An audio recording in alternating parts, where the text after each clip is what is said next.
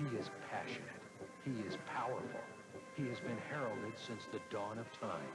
All people are his family. All places are his home. He has fought every war.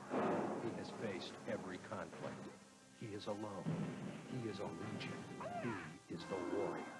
And tonight, the World Combat Championship proudly presents 8 of the world's most celebrated martial artists who will do battle hand-to-hand, bare-fisted, for the honor of being crowned the greatest warrior on the planet. Before we meet tonight's competitors, take a look at the amazing tradition of the warriors who have shaped our lives and championed our struggles. The warrior has been a figure of significant influence in every nation on the face of the earth. Often worshipped, sometimes feared, the warrior and his struggles are chronicled in verse and song and indelibly woven into the cultural tapestry of all societies. Their very names evoke stirring images of legendary heroism and fears of unbelievable physical prowess. Not just destroyers. Warriors have contributed mightily to their civilizations and brought about the betterment of the societies in which they live. In the absence of mortal conflict, warriors through the ages have participated in games or contests, ensuring the preservation of their courageous spirit and practical skills. It has always been in the heart of the warrior to organize competitions to test their stamina, discipline, and prowess. So in the spirit and honor of those who have come before us, we proudly present from the far corners of the globe the World Combat Championship. Welcome to the Lawrence Joel Veterans Memorial Coliseum in Winston-Salem, North Carolina, host to the World Combat Championships. Hello everyone, I'm Todd Christensen, and if martial arts expertise and never say die fighting are your fare, this is the place to be this evening. To my left, Karate Hall of Famer and former world champion in his own right, Bob Wall. And everybody talks about the aggression in this sport, but there is artistry as well, Bob. Todd, you're so right. I'm excited to see who's going to win this World Combat Championships. And we've got some great fighters on hand tonight, and I think we're going to see a lot of artistry. Obviously, big stakes. We're not going to see them take as many chances maybe as they might, but I'm expecting to see some dynamite action, and I think you'll see some real artists at work tonight, Todd. And I think without a doubt, we are going to see an eclectic approach to fighting this evening, one probably unparalleled in this level of competition. With me is Tom Murray, and Tom, I don't think there's any doubt about it, there are 2 distinct favorites here this evening. Grapplers and strikers. The favorite for the grapplers is Renzo Gracie, of course. The strikers, Jerome Turcan. Renzo Gracie, of course, comes from a long line, a family of guys who just like to get down, beat up the opponent. The man, the mystique, you really can't differentiate from them. They are both formidable. He likes to take guys where they've never been before and put them down. Jerome Turcan, of course, a striker, is 6-time Savate champion. He's great with his legs, great with his hands, very quick fighter, and a guy who said coming into this tournament, I'm going to smoke somebody. He would love it just as well to be Gracie as anybody else. If those 2 guys end up being the finalists tonight, it should be fantastic as we head towards that finale. All right, thanks a lot, Tom. Our roving reporter this evening, a veteran of over 30 years of martial artistry, as well as participating in over 40 feature films. He has a special guest with him, and that's Richard Norton. Richard? Thank you, Todd. Well, I'm standing in the walkway the fighters will take to enter the arena tonight. I'm telling you, the excitement is here. The feeling is electric. Everybody's on the edges of their seats, anticipating the first fight tonight. I have a special guest. It's my pleasure to introduce him. He's no stranger to fight fans. Ex-lightweight champion of the world, Ray Boom Boom Mancini. Welcome, Ray. Thank you, Richard. Pleasure to be here. Ray, obviously what goes on in the ring, we see. There's a lot goes on that the people don't see. In other words, the fighters are back there, they're stretching, they're warming up, they're psyching up. Mentally, it's got to be a lot to do with it. What goes on before the fighter actually takes his walk out into the arena? Fill us in on your thoughts on that. Richard, this is the worst time for the fighters. The waiting, the anticipation, the unknowing. A lot of fights are lost during the walk from the dressing room to the ring.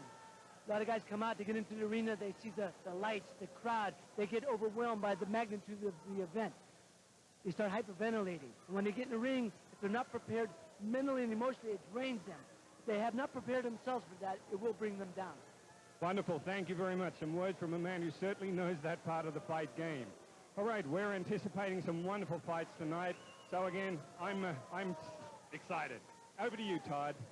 All right, thanks a lot, Richard. And right now, there's a lot of electricity and excitement, but in the end, the winner will be a winner by war of attrition.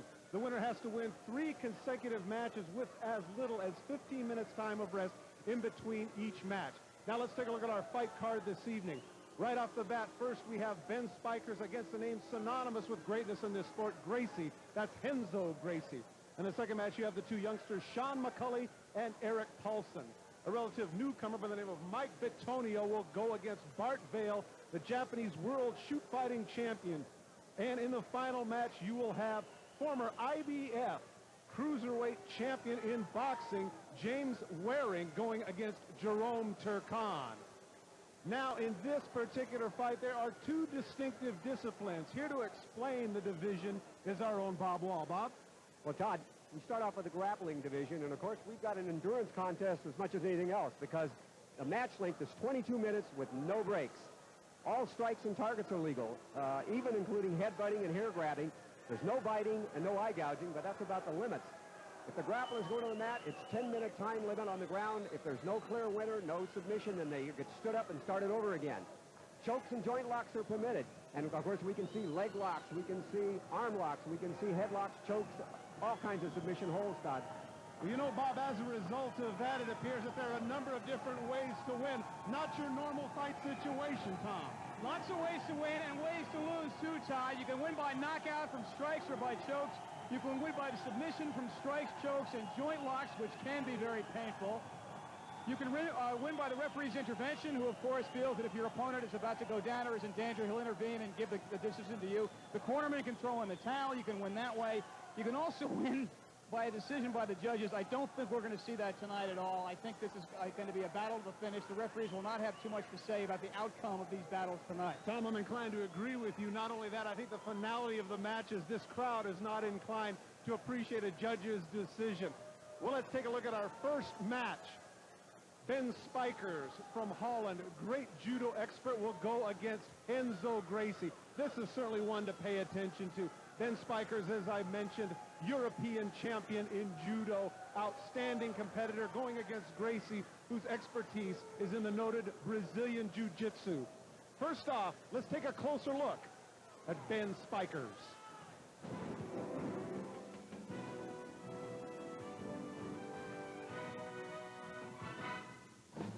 In the Netherlands, where his art is a national sport, his name is spoken with hushed reverence and great affection. His name is Ben Spikers. Dominating the European judo world for more than 15 years, Spikers has represented his native Holland in no less than 3 Olympic Games. He has been the international open-class judo champion since 1990 and won the national championship of the Netherlands, England, Germany, and Russia. Ben says his strongest attribute is his mind. Judo is never finished in one technique. You have to always be 2 or 3 moves ahead of your opponent. According to Spikers, when it comes to judo, the toughest competitors are always in the lighter divisions, so he's not sweating the big boys. There is, however, one competitor who's very much on his mind. Heard that probably my first match is Renzo Gracie.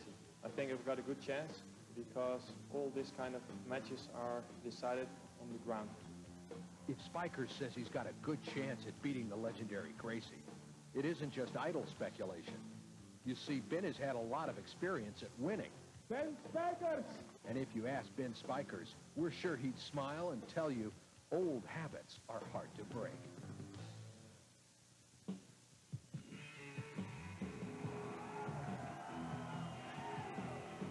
Well, if Ben Spikers faces any indication, you would never guess that this was an executive with a public relations firm in Holland. Ben Spikers is not intimidated in the least by the mystique that is the Gracie.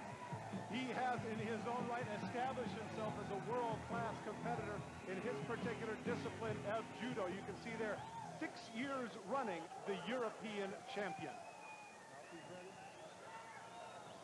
Now we get a chance to take a closer look at his opponent this evening, Renzo Gracie.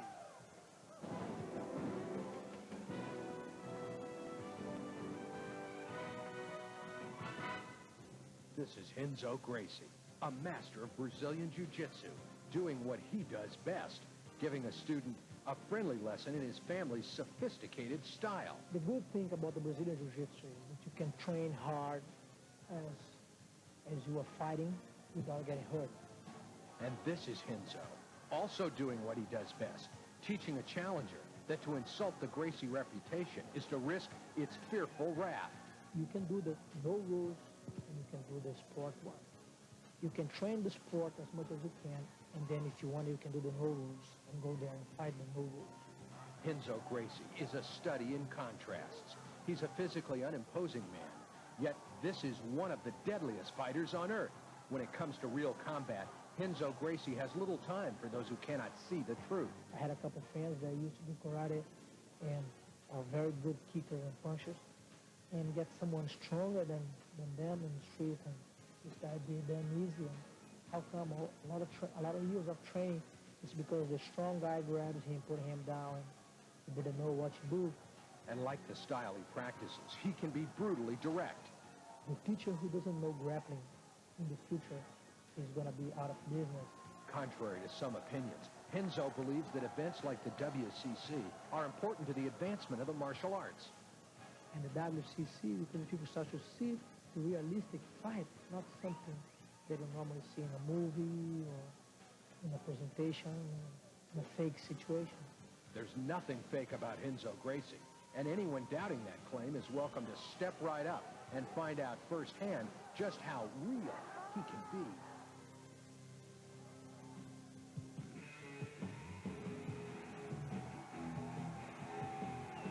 It is interesting that amongst the fighters, a lot of people didn't know who some of the other fighters were, but to a man, every single fighter knew who Renzo Gracie is.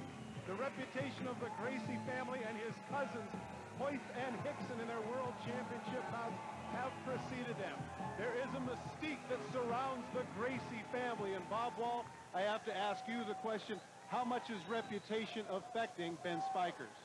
Well, I tell you, reputation always helps if you've got the talent to back it up, which clearly Renzo does. But I don't think Vince Spikers is intimidated one iota. He's a great judo player, and he wants this match. He wanted Renzo in the first round. He wanted to make sure he got to fight him. Tail of the tape does not reveal anything of significance as you look at the height, weight, and age. Possibly Gracie, with 6 years in youth, could take advantage, but I doubt it. It's clear that Spikers is in great condition. Now let's go up to our ring announcer for the introductions, John Higginson. Ladies and gentlemen, welcome to the Lawrence Joe Veterans Memorial Coliseum in Winston-Salem, North Carolina, for the first ever the World Combat Championship. I'm John Higginson, and I'll be your ring announcer for tonight's event. Ladies and gentlemen, it's time to bring on the Warriors. Your judges tonight, J. Pat Burleson, Kathy Long, Clay McBride, our ringside physicians, Don Blackley, Dr. Joseph Eswanik, Dr. Evan Ekman, and the referee for tonight's World Combat Championship, Cecil Peoples.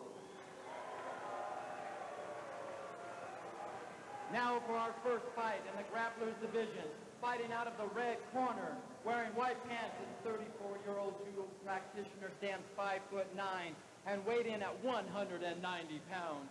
He has held national titles in the Netherlands, England, Germany, and Russia. Please welcome the 1990 through 95 International Open Class Judo Champion, the Pride of Holland, Ben Spikers. And his opponent, across the ring, fighting out of the gold corner, has a name that is synonymous with no-holds-barred competition. He is 28 years old, stands 5'11", and weighed in at 180 pounds. He is undefeated, and his family has a winning streak spanning 65 years. Introducing the 1993 and 94 Brazilian Open Division Jiu-Jitsu champion, Renzo Gracie.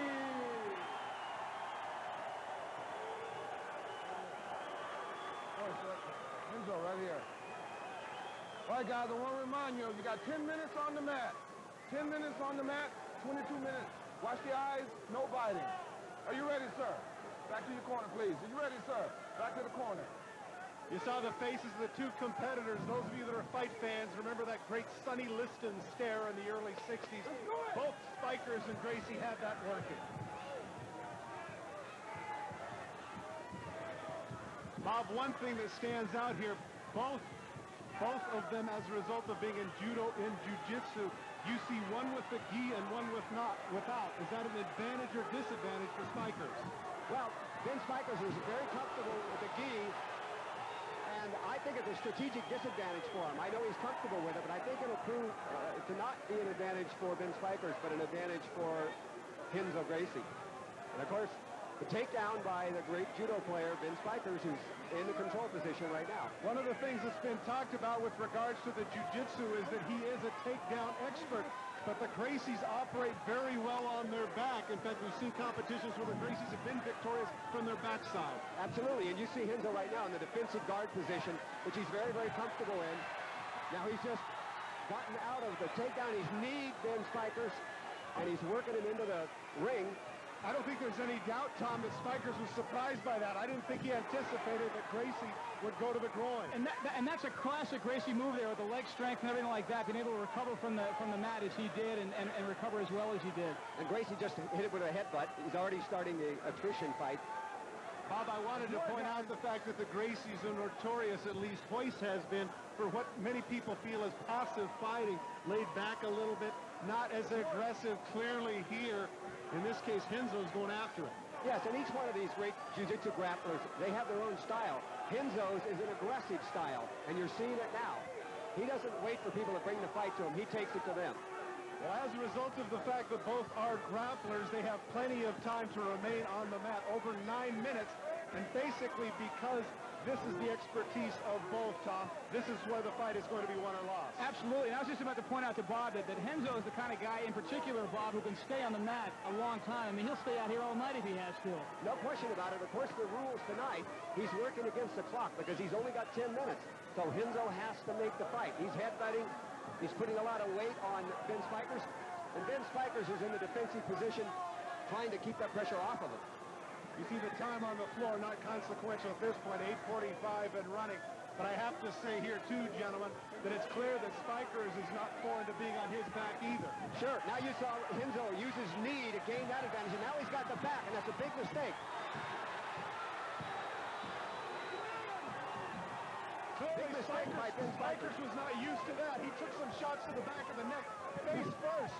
I was just going to say, Todd, we hadn't seen too many blows. He tapped out. Wow. He tapped out. It's all over. Renzo. He had to pull him off. Hey. And he stepped on it. That was pushing. He didn't need to do that at the end, step on the back of the neck. Renzo Gracie clearly had defeated him, and now he tries to be the sportsman. I don't know if that's the sort of thing that they're going to appreciate here. Nonetheless, you have to give credit to Renzo Gracie. He did what he said he was going to do. Well, the crowd doesn't like it, and of course, it's unfortunate. You know, in the heat of the battle, Renzo's an aggressive type fighter, and I'm sure he regrets it now. And he's apologizing. Certainly nothing that we want to see or the crowd wants to see. And you can see the counseling from the official. The counseling from Cecil Peoples. He says you're too good a fighter to do that.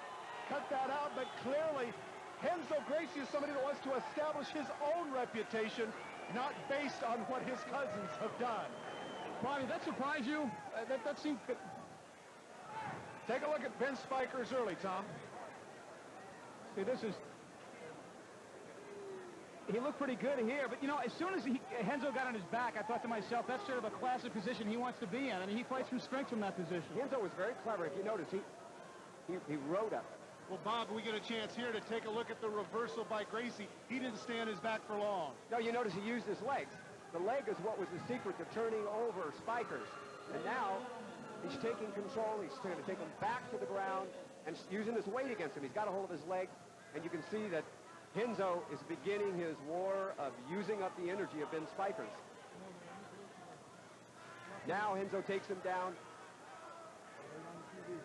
Well, he takes him down here, but clearly at this point, some of the earlier pain had taken its toll on Spikers. And right there, after a couple of hits to the back of the neck, there's the right hand, and he pats the mat in submission. Renzo Gracie the winner in 2 minutes and 48 seconds. And you see Renzo Gracie used the gi, and he choked him out from the back. That's a mistake that you never give your back to another grappler. We don't get a chance to see it, or maybe we do right at the end right there. There's the left foot right on the back of the neck. That's completely uncalled for. Completely uncalled for. Victory is enough. Now, let's throw it to John Higginson with the decision. Ladies and gentlemen, the winner of the first fight in the Grapplers division with a time of 2 minutes and 48 seconds, won by submission, Renzo Gracie. Well, Renzo Gracie with a decision. You can see there kind of a token hug. Spiker's not very happy with himself, but clearly Renzo Gracie the aggressor. And I have to say right here, Tom, you have to be surprised that the match only lasted less than 3 minutes. Only lasted that long, I know. I was really surprised by that, given the fact that these were both guys that fought similar styles. But Renzo got this guy down, and once Renzo was on his back, it's funny, I thought he was really going to be fighting from an advantageous position once he got on his back, because he fights so well from that position. Bobby made a very astute point regarding the gi. The gi was part of the undoing of Spikers. Absolutely. All the Gracie fighters I've ever seen, the Brazilian Jiu-Jitsu people are very smart. They're chess players, and they take every edge they can get. And it was a beautiful display of Jiu-Jitsu finishing hold. Well, we get a chance now to throw it to Richard Norton. Richard, I'd be curious as to why Gracie felt compelled to step on the back of Spiker's neck. Richard? Okay, Renzo, congratulations. The tradition continues. Tell me one thing before we go into a couple of questions. Were you a little bit surprised that with his experience in judo that he gave you his back the way he did? Yes, I was. And I lose my temper a little bit, and I step on his head. This was a mistake mine, and it won't happen again. Okay. How do you feel now? What are you going to do to prepare for the next event? Go back, relax, meditate? What is your basic mind trip that you take in between matches? Just relax a little bit and be ready for the next one. All right. Congratulations, Renzo. Thank you. Back to you, Todd.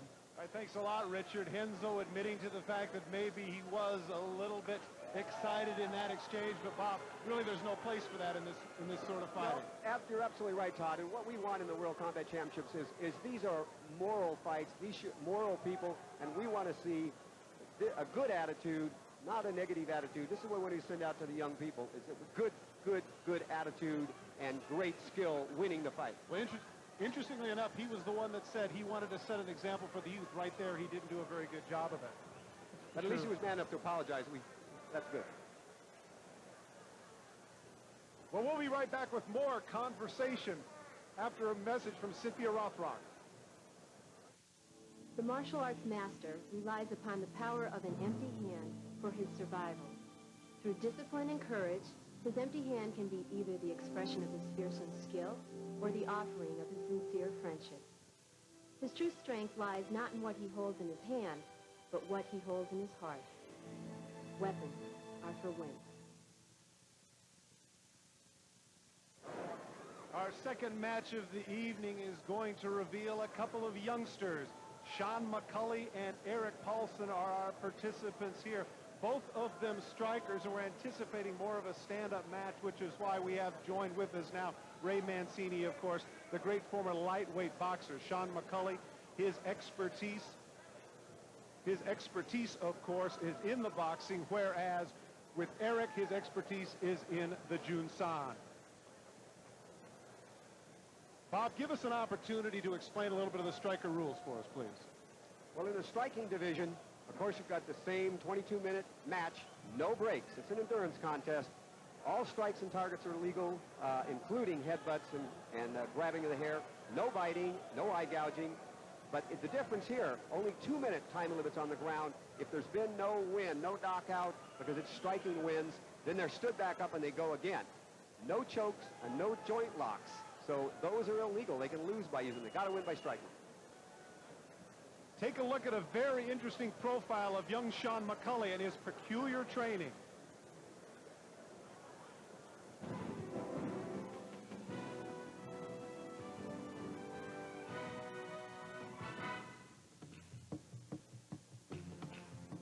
This is Sean McCulley, a Muay Thai fighter from Orange, California. You wouldn't know it to look at him, but Sean is in a desperate race against time. A lethal Thai boxer who's fought all over the world, he typically competes at 160 pounds. But because of the WCC's open weight structure, the courageous McCulley is hoping to pack another 25 pounds of lean muscle mass onto his 5-foot 8-inch frame in just 6 weeks. To accomplish this nearly impossible feat, he set himself on a tortuous schedule of, well, maybe you just better see for yourself.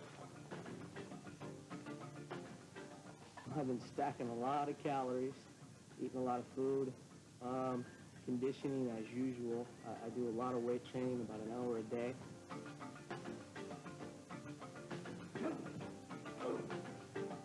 My main concerns with the weight disadvantages would be the leverages on the ground.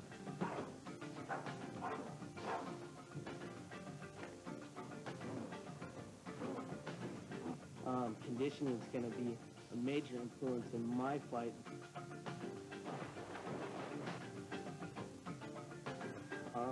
I don't want to think about anybody else training when I'm not. I want to constantly be training. Even if he reaches his goal of 185 pounds, Sean will be struggling to play catch-up in a field of competitors where the average weight is 210 pounds. In an event of world-class fighters, a gap of 25 pounds can be as wide as the Grand Canyon. Sean McCulley may find himself in the land of giants, but sometimes dynamite comes in small packages.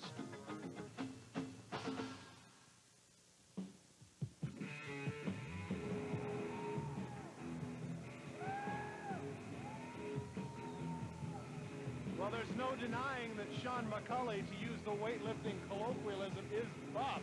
He is somebody that has spent the time in the weight room and obviously at the table.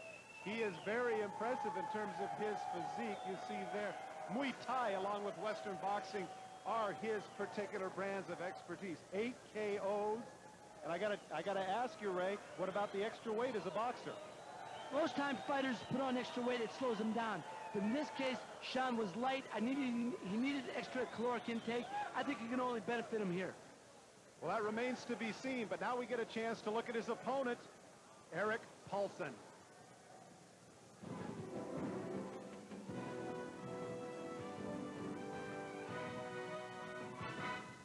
Erik Paulson is a practitioner of Jun Fan, the original art made famous by the late Bruce Lee. In addition, Erik has extensive backgrounds in jiu-jitsu and the Filipino systems. A native of Los Angeles, Erik is the #1 ranked light heavyweight of the Japanese Shoot Wrestling Association, where he has been undefeated since 1992. For this event, I'm going to be a lot more aggressive, a lot meaner, and I'm going to go in there to do one thing, and that's win. In addition to his career as a fighter, Erik applies his combat skills in Hollywood, where he frequently works as a stuntman.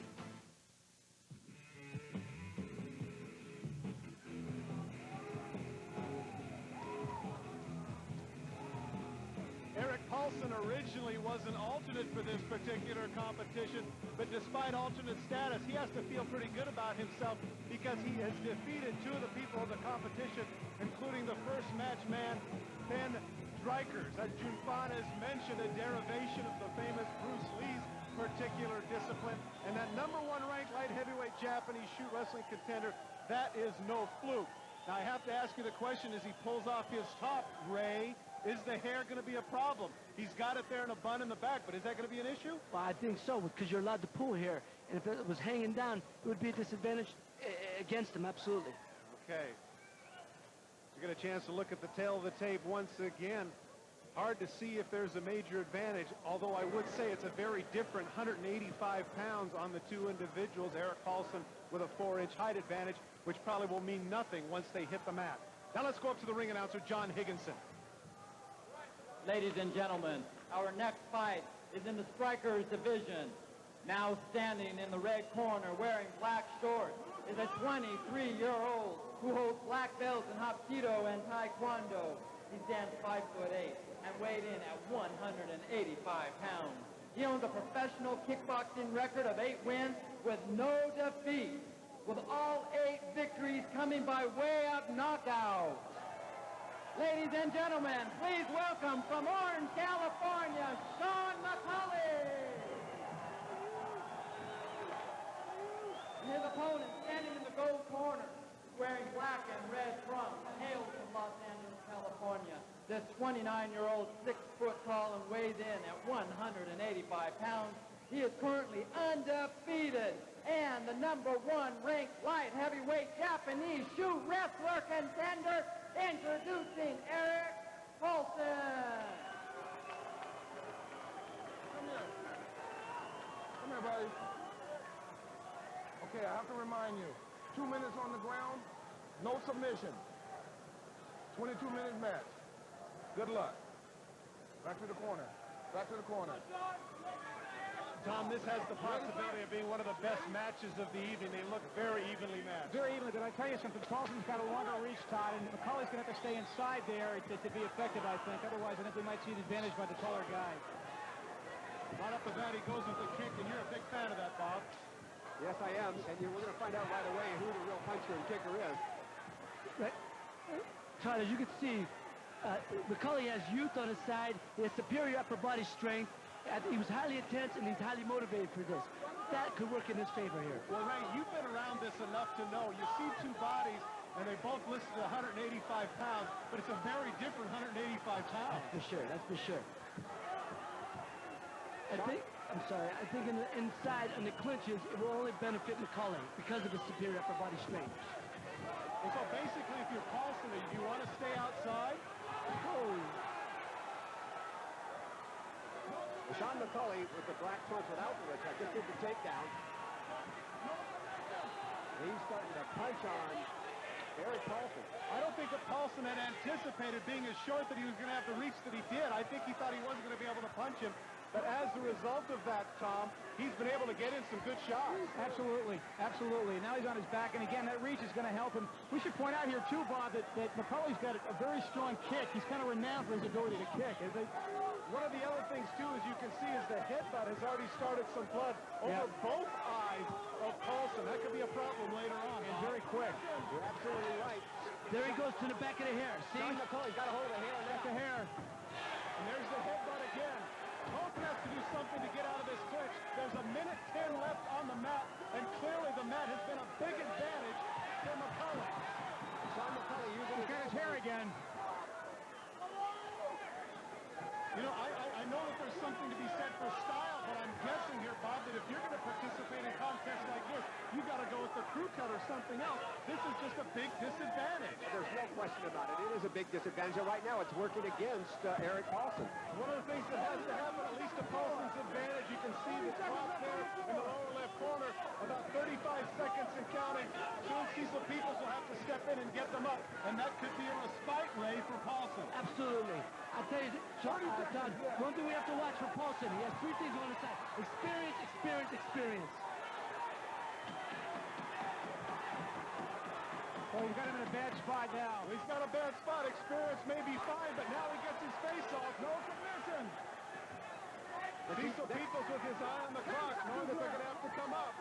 There was a spot where Eric Paulson needed to roll, and if he'd have rolled, he'd have had his leg around the head of Sean McCulley, but he didn't know to do that. Well, now they have to come up. Now they have to come up. And as I say, I think that's a definite advantage for Paulson here, but those are the rules of the game.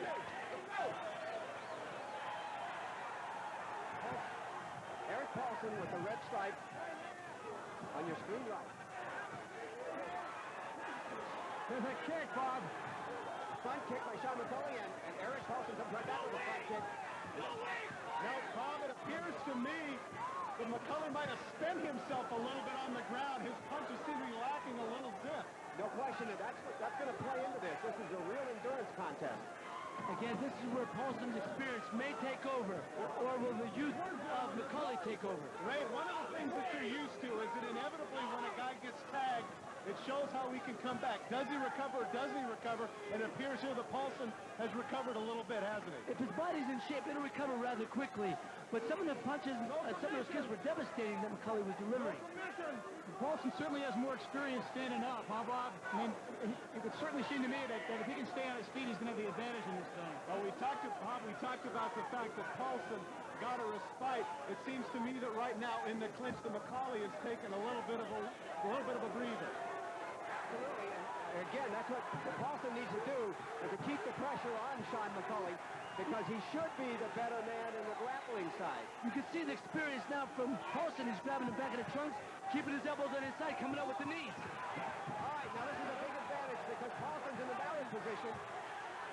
And here goes the inexperience of Sean McCulley. He's giving him his back, and that could be very dangerous for Sean McCulley. You heard Cecil People say no submission. The match cannot end with a submission, with a choke. And so as a result, you see Paulson now dominating the competition. McCulley has to make an adjustment. Paulson is very tired right now. If he doesn't finish him here, both guys are very spent. I think Paulson has to deliver the final blows here. Well, McCulley clearly is not doing anything. He's just trying to fend him off. He needs to get up. He needs to do something. Now, Eric Paulson just knocked out Sean McCulley's mouthpiece. He's going to try and wait up the storm here, it looks like. We got a special eye camera here to give you a close look of the aggression. And right now, clearly, it's all Paulson.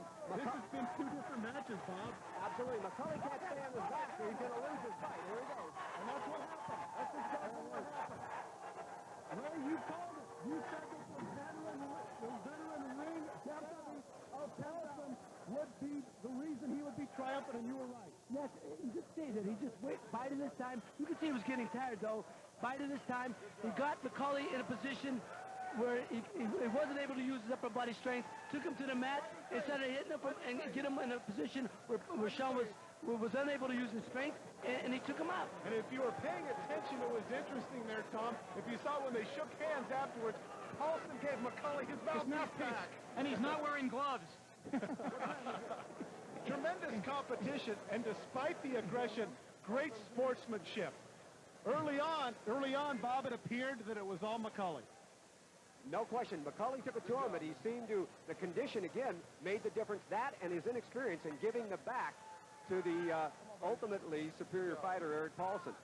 And Ray, as you mentioned, the fact that his experience was going to pay off, I think that everybody at a certain point thought that this was a no-brainer for McCulley, but Paulson comes back.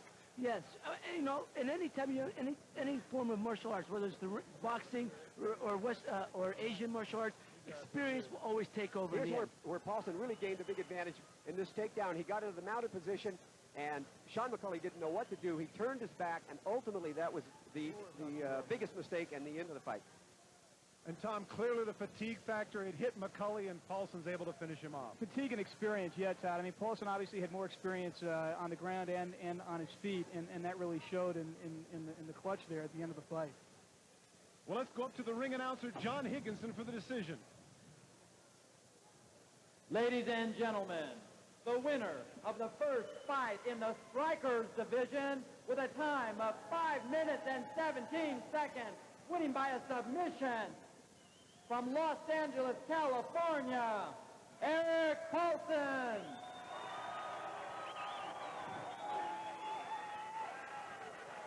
Well, two guys from the LA area have to come all the way to North Carolina to settle this. Ray, I want to turn to you first. Without a doubt, it was, I mean, that was about as action-packed as you can get in 5 minutes and 17 seconds. It was devastating. I mean, I'm tired watching it. You know, street fights don't go that long. Boxing matches have a time limit of 3 minutes. I'm telling you, that was vicious, and I'm certainly glad I'm on the outside. Bob, you got to give Paulson a lot of credit. You know, it would have been easy to count him out there in the first 2 minutes, but he hung in there. Absolutely, and, you know, give him credit. He's from Bruce Lee's school, the Jun Fan Lee school, and I'm sure that he's had a lot of hard training, but in experience and conditioning won out. Tom, I think that this is something here where you'd have to give a lot of credit to Paulson for his resilience, not just his experience, but, man, you're getting beat up, and he hung in there. Not only that, but and Bob pointed it out, the economics of that particular way of fighting, the Jun Fan, get the job done, do it with a lot of resources, and just get it done. Okay, Richard is with, I'm guessing, a very fatigued winner. Richard? Thank you, Todd.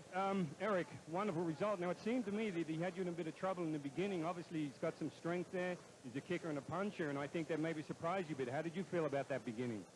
He had a strong, actually standing up, he was pretty strong. When I hit the fence, I thought I could get off, but we ended up sliding to the ground, and I was in a bad position. I tried to sweep, but he's got a good base. Seems to be real strong. His base is real strong. I tried to sweep him a couple times. I ended up putting him back in the guard. He stood back up as time ran out, and ended up going back down on the mount, which is actually my favorite position. So, strong stand-up fighter, real good. Question, Eric, obviously the hands, because they're not taped to norm, you're not wearing gloves, you deliver a lot of punishment with the hands. How do they feel now, and how do you feel going into another match under that condition, not even considering the fact that you took some punishment to the head? Give me a few seconds to regain my consciousness. Actually, I'm looking forward to it. Maybe he won't be as strong on the ground. Who knows? We'll see what happens. But as far as kickboxing stuff goes, I've been training a lot, mostly standing lately, but working a lot of the, not submission so much, but hitting on the ground, so we'll see what happens with this next one. Okay, well, the all-rounded training definitely paid off, Eric. Congratulations. Okay, over to you, Todd. Okay, thanks a lot, Richard. There are plenty of opportunities to get some merchandise here at the World Combat Championships. Tom Murray is here to tell us about it. Tom? Okay, Todd, folks, you at home can be part of the action with the exclusive clothing from the World Combat Championship. These official 100% cotton T-shirts, sweatshirts, and hats are great souvenirs. Call now. Operators are standing by. Also call now to order the limited edition official poster of the World Combat Championship. This poster features the names of all the main event warriors from this, the first World Combat Championship. Order now by calling 1-800-248-5055 for your World Combat Championship merchandise and official poster. 1-800-248-5055. Okay, thanks a lot, Tom. Our third fight is a much anticipated fight because it's bringing in somewhat of an unknown quantity in Mike Bitonio. He is going to go against the veteran Bart Vale. Kapu Kui Alua is the technique that is utilized by Mike Bitonio, and the shoot fighting, predominantly a Japanese sport, is the man that Bart Vale is about.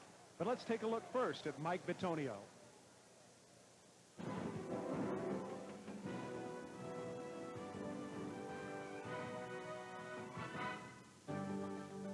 This is San Pedro, California, a harbor town with one of the busiest ports in the country. Over the years, it's earned a reputation for producing a rough and tumble breed of hard-working men.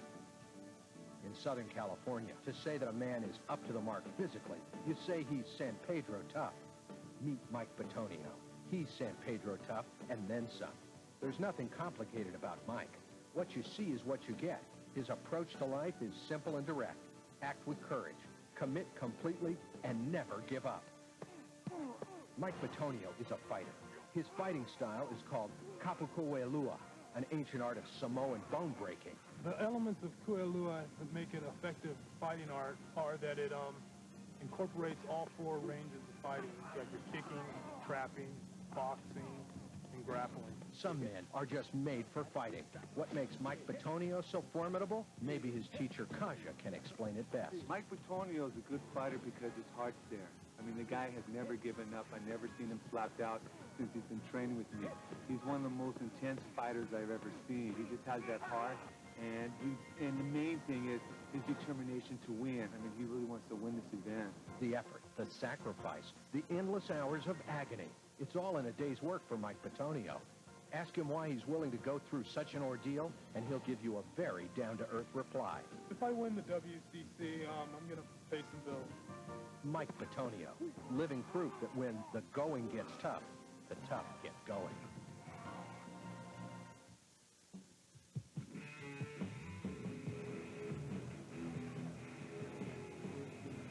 As we mentioned, Mike Bitonio is somewhat of an unknown quantity.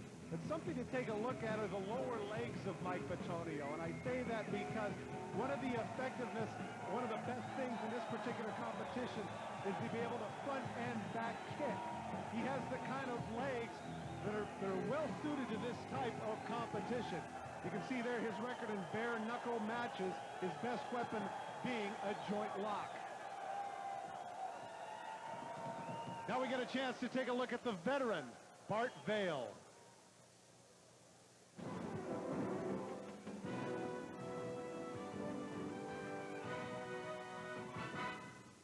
Miami, Florida, vacation resort for the young, retirement paradise for the old, land of soothing sun and Gulf Stream breezes. Occasionally, however, this land of enchantment plays host to a fearsome force of nature, powerful, destructive, and unstoppable. Down here, they give these seasonal storms names: Andrew, Diana, Aaron. Inside this building, Miami houses another force of nature. Meet the storm that can't be stopped. Meet Bart Vale. At 6 feet 3 inches tall and 260 pounds, Bart is the undisputed Shoot Fighting Association heavyweight champion of the world. He captured the Japanese crown in March of 1992, the first American ever to do so. And to stay on top in this arena, you have to master it all. Shoot fighting is a combination of Muay Thai-style kickboxing with submission grappling. So it pretty much covers both fields real well. Bart came to shoot fighting from the art of Chinese Kempo, in which he holds a 6th-degree black belt. He's known for his speed and power. My best technique, I would have to feel, is probably my leg kicking. My leg techniques, combinations in that. I'm real strong with leg kicks in that. I think that would have to be probably my strongest technique at this point. Given the brutal rigors of shoot fighting, injuries are common, but Bart's never been seriously hurt in the ring. My worst injury wasn't even in the martial arts. It was playing football. I had received the ball and I was running. A guy hit me from the front and the back. Both helmets split or damaged my kidney to where I was in the hospital for a couple of weeks. Known for his sophisticated and versatile strategies, Bart says technique isn't enough. To win at world-class level, conditioning is just as important. One of the Japanese put it to me one time that you could have the most expensive car in the world or the cheapest car in the world. If you don't put gas and oil in either one of them, they don't go nowhere. And the same thing is with conditioning.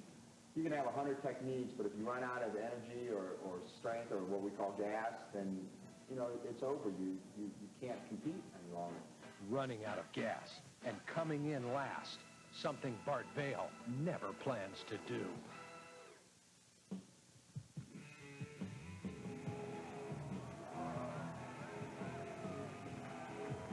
You know, Bart Vale is good for this sport, and I'll tell you why.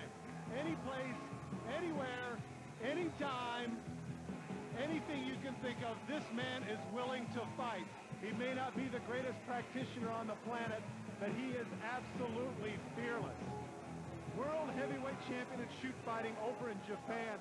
And Ray, I have to ask you, the fact that this man has been all over the place, he is not intimidated by any crowd or any arena, right? No, not at all, Todd. That's what I was talking about in the beginning. He's used to fighting all over the world. He will not be intimidated because of his experience. Again, experience plays a big factor. Bob, you've had a chance to see Bart Vale fight. Give us a preview. Well, I'll tell you, Bart Vale probably is the strongest athlete in this competition. He's big, he's mean, he's tough, he's aggressive. The key here is going to be how will his technique stack up and how will his condition stack up.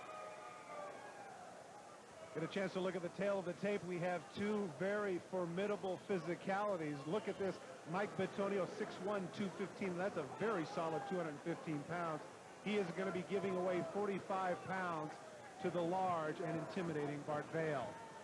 Let's go up to ring announcer John Higginson. John? And now, introducing the combatants for our third quarterfinal match. This bout is in the grapplers division. In the red corner, wearing black shorts, is a fourth-level expert in the Samoan art of Koku Kuialapa. He is 30 years old, stands 6'1", and weighed in at 215 pounds. He has a record of 10-0 in bare-knuckle matches. From San Pedro, California, Mike Bitonio.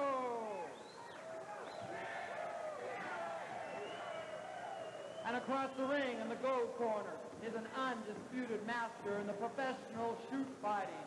He is a 34 years old, stands 6'3" tall, and weighs 260 pounds.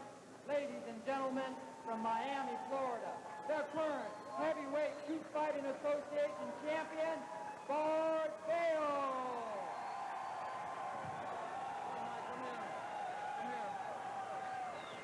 Okay, I want to remind you, watch for the eyes, no biting. You got 10 minutes on the ground. You ready, sir? You have to go back to your corner. Ready, sir? You leaving your shirt on? Okay. Tom, I got to tell you, that looks like a fighter. It does. I'll tell you, he's got the look, that's for sure, and the physique, and a reputation, too, for being very aggressive and incredibly ruthless in the ring.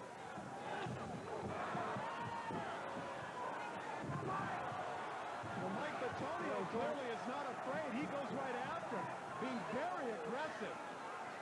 Sure is. And Dale reverses it. Now we'll find out about the defense for Kapalua. Well, this is a lot of pressure on the neck, Ray. He's really putting it to him on the neck. Batonio has to be careful. Now the punching. This is where the strength of Bart Bell will come in. Headbutt there, split his eye. Bart Bell is a destructive force, I'm going to tell you. He's just so strong. Look at him. Tom, you can see Mike Batonio trying to come back with a headbutt and grabbing the hair, but it doesn't appear he's being very successful. Not successful at all. Bale's just going at him. Well, this is the grapplers division, and there's 9 minutes remaining on the ground. So Mike Batonio is in for a battle. You can see the blood streaming from his forehead already, Bob. Mike Batonio right now is making effective use of his hands. The big mistake, I see Bale keeps extending his arms, and hopefully that doesn't work against him. But as I said, he's certainly using his strength and his weight to advantage right now. Bart Bale, they're using that headbutt. He's already cut Mike Batonio pretty well. Well, that's a big-time headbutt, too. I mean, I'm guessing that's got to be about a size 8 hit. Yeah, with a lot of force and a lot of torque. And again, Todd, the reputation has been a guy who has broken bones. Wittingly or unwittingly, this guy has hurt people. Don't forget that Bart Bale, we didn't mention this, Bob, he knocked out King Shamrock. He is really a formidable opponent. No question about it. And he's in the mount position right now, so he's in a very, very dominant position. He's got an excellent opportunity to put a neck crank on Mike Batonio. And Bob, we should mention here, too, that Batonio is a guy who has a tremendous ability to take pain, and Bale has a tremendous ability to give it out. It's not a very good equation here. Well, Bob, one of the things that Batonio said, too, was the fact that that was his best asset, is his ability to endure pain. He's getting an opportunity to show that. Well, he sure is. Sometimes we say in the boxing ring, he's got more heart for his own good. That's a good expression, because right now Bart Bale is really punishing Mike Batonio. See, you can't tell so much, but Bart Bale is using his weight on him a lot right now. Now he's come back, and Bart Bale, he's getting the back. If he gets he's got a chance for a neck crank here. Oh, this is a bad position. This could be all over for Mike Batonio if he doesn't get out, and he got out. Wow.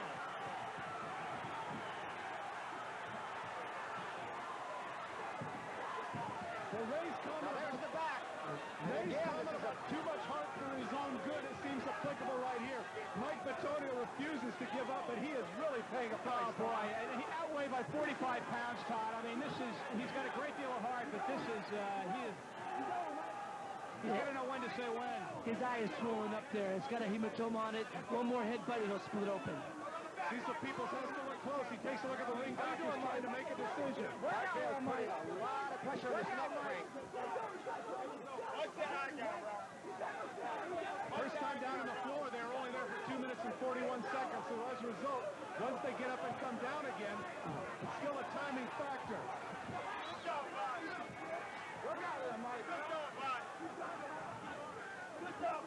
I mean, I don't know. This corner should be stopping this. This kid's taking an excessive amount of punishment on the floor. Well, right next to us here on camera, all of Batonio's buddies trying to encourage him and shouting through the ring, trying to give him some motivation, but it's just not working. Bart Bale just seems to be too much. This ability to hang in there and just take this pain is again, it's not a good thing. No, it's not. And this is what I'm saying. This corner got to be smarter. They can see that he's in a position where he's not going to be able to get out unless he flips Bart Bell over, and that's a tough act. 260 pounds of dead meat on top of you.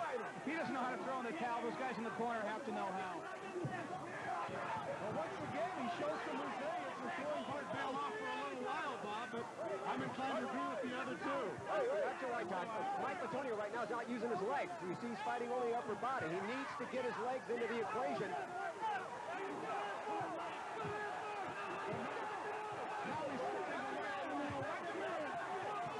Now, Bart Bale's in the mount position, and it's a very superior position. I see some people since looked over in his corner. How you doing, And his corner has the towel, and he's waiting to throw it in. But once again, Antonio comes over the top. Amazing how he's able to hang in there. But that 45 pounds, Todd, that differential there is just killing him. There's the ball. Bob, we've talked a lot of time about the fact that the weight advantage in some cases means nothing. Clearly in this match, it has been a determining factor. There's no question about it. That and the fact that Bart Vale has made better use of his balance, and Mike Batonio has not been able to get his legs into the equation. He's got to bring those legs in. He's so strong upper body that he's probably learned to rely on it. Tom, at the outset of this contest, I mentioned that if you are a fan of Never Say Die fighting, this is the place for you.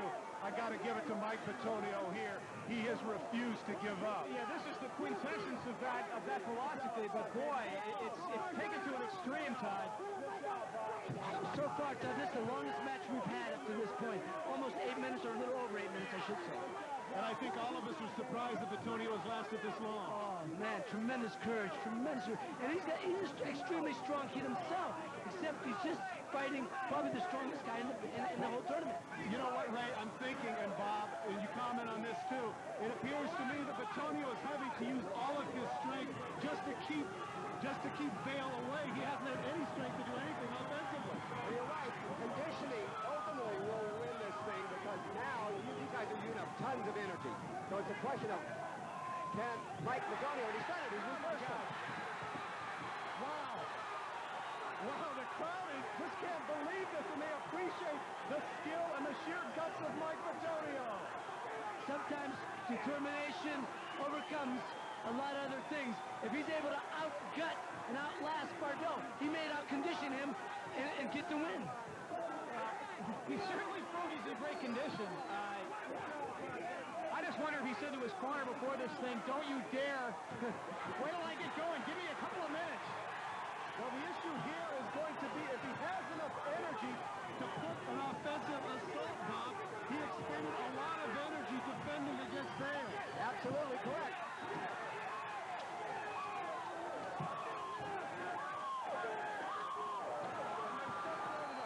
No, Bart Vale choked him out. He had to tap out. Bart Vale has won it. Bart Vale with all the striking techniques and at all the points in which we thought he was going to win, we were incorrect. And out of nowhere, he chokes Batonio out. He tapped out. All of his followers over there are upset because they thought that the official had stopped it, but Cecil Peoples clearly pointed out that he had tapped out, Bob. There's no question that he tapped out. Bart Vale had him in a submission hold that he just couldn't resist from. What an effort put in by Batonio. Absolutely phenomenal effort. You hear the boos as Vale is declared the winner, but take a look at Here the comes the punishment reversal taken. by Mike Batonio. Mike, take his hand, baby. Headbutt by Bart Vale. You can see Mike Batonio making good use of his legs.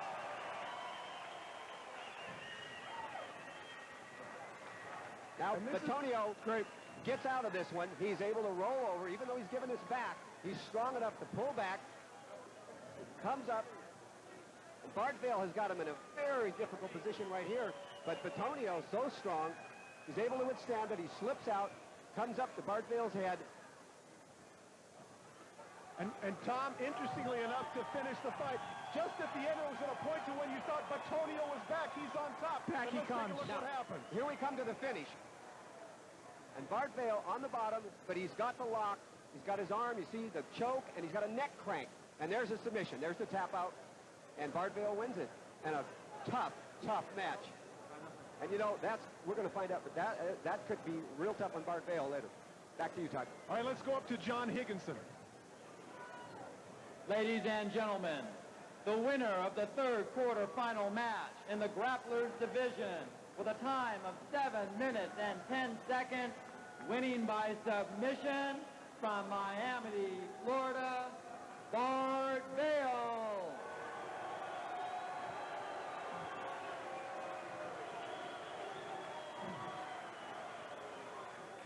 Bart Vale with the submission. And Tom, I've got to ask you, you heard the reaction of the crowd. Surprising it was boos, don't you think?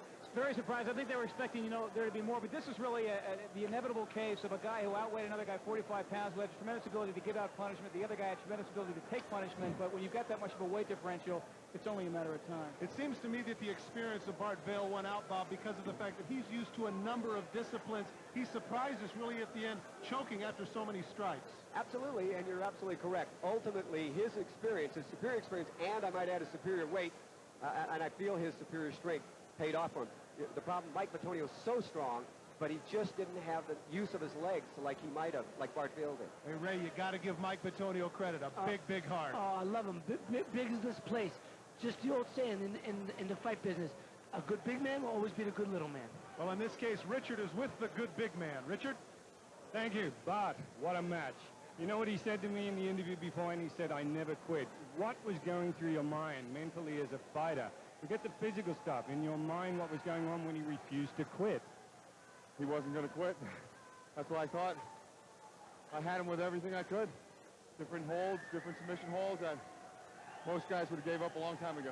I know, it's an incredible amount of respect to him, because you're hitting with headbutts, you're hitting with everything you had, but I guess, as you said before, endurance and, of course, experience plays so much. So obviously that helped you a lot, and having done it so many times also helped you a lot to endure it through.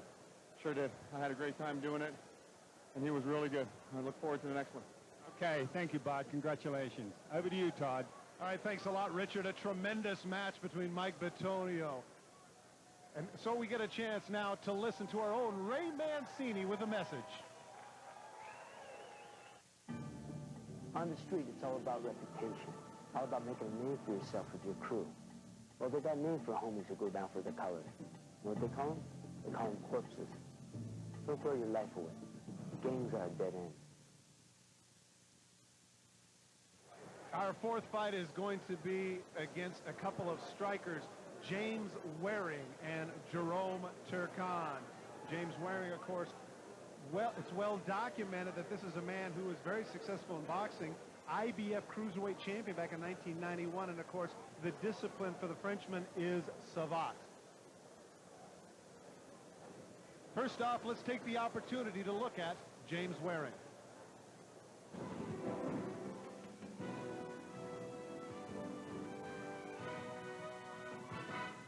James Jr. Waring is everybody's natural athlete. At 37, this 6'3", 218-pound martial artist holds 4 championship titles in full contact karate and a world title in professional boxing. He was recently inducted into Eastern Illinois University's Football Hall of Fame. But his most famous accomplishment took place in the boxing ring. On September 7, 1991, James knocked out his opponent in 24 seconds of the first round to capture the IBF World Cruiserweight crown. That's the fastest knockout in a world title bout ever. Before that fight ever happened, I had a dream. And in the dream I had, the man figure came out, and he handed me the world title IBF belt. I mean, I say that I won at 24 seconds, but I never take credit of that fight. I give that fight to God. Today, he owns and operates James Waring's World Championship Boxing, Kickboxing, and Fitness Center in Miami. He takes great pride in his students and oversees the instruction of all classes. I'm proud of them. And each one of my students, I know each one of them. I know, when I first started, when they didn't know nothing at all. And now I see them with a nice smile and glow. It makes me feel good. James is a devoted father and husband who places great emphasis on the importance of family. This commitment to community values has earned James letters of commendation from the city of Miami, Dade County, and the House of Representatives for his work as an athlete helping underprivileged youth. All my life I've been lucky. I've been lucky around good people, positive people that want good things that happen to me. In preparing for the WCC, James says he's simply honing the boxing skills he's always possessed. But when I walk in the ring, it's all over. I'm there now. I want the glory. I love the glory. And I'm an athlete. Anything I do in my lifetime, I want to be the best. The question is, can a guy this nice find the fury to triumph in the WCC?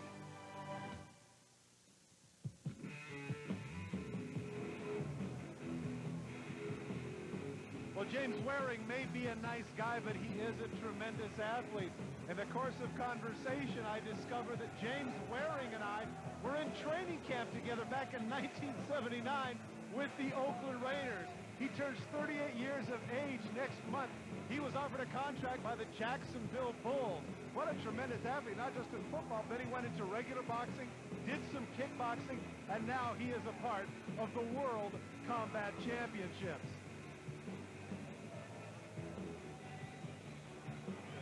Take a look at that legitimate record there, 37-4-2, 31 KOs. As we mentioned earlier, IBF World Cruiserweight Champion back in 1991. Now let's give ourselves a chance to take a look at his opponent, Jerome Turcan.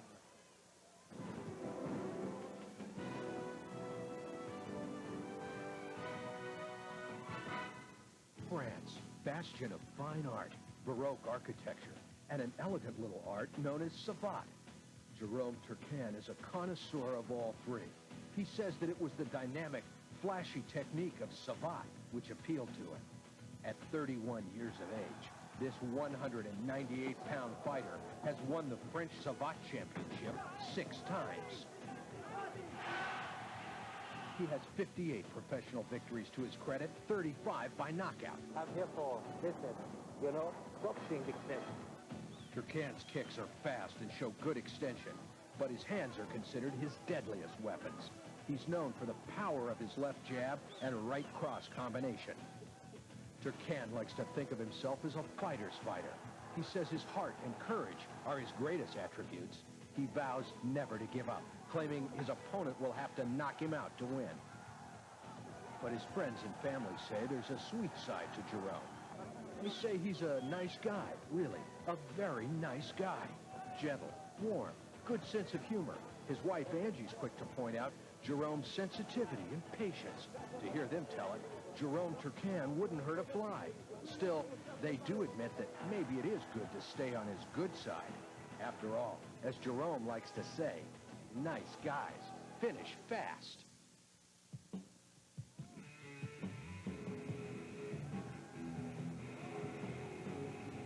Continue along the line of being a nice guy. It turns out that Jerome actually likes to write stories for children.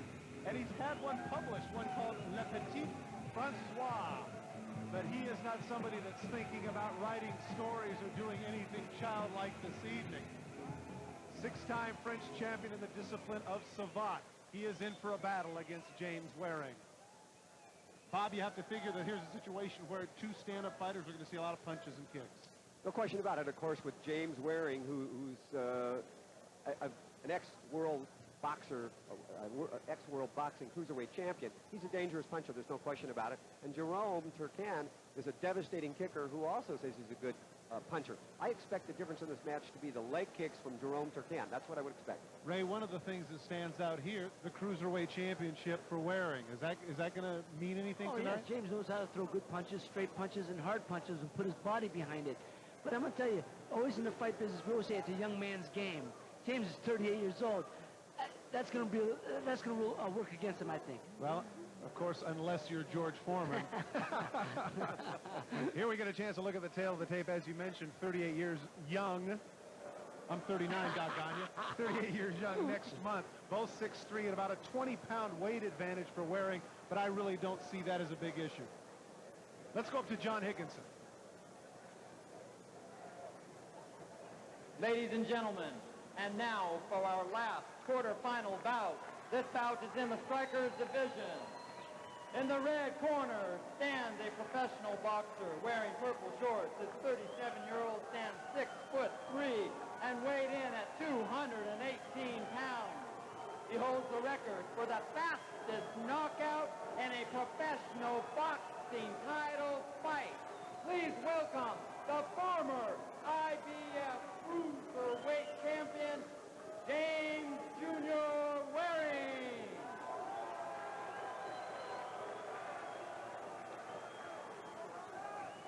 And his opponent across the ring in the gold corner, wearing red trunks, is resident of Alvedon, France, is 31 years old, stands 6'3" tall, and weighed in at 198 pounds. Introducing 6-time French savate heavyweight champion, Jerome Turcan. Mr. Warren, Mr. Turcan, right here. All right, guys, I want you to 2 minutes on the floor, 22-minute match. There is no grappling. There is no submission. You understand? Do you understand? All right, back to your corner, please. Back to your corner, please. Tom, I have to wonder, you know, at the top of the show, you mentioned that Turkan was one of the favorites. Still feel that way? Absolutely, Todd. This guy kicks as well as with his feet, as well as he throws punches with his hands. He's very quick, and he really wants to make a name for himself in this tournament. Bob, how do you think the discipline of Savate figures in here tonight? Well, I think the Muay Thai part of Jerome's training will play a more important part than the Savate. Savate's amateur, Muay Thai's professional. But certainly the combination of his training is going to be very important.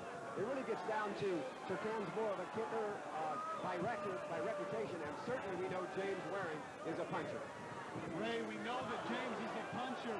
The punchers have not worked out so well thus far in these events.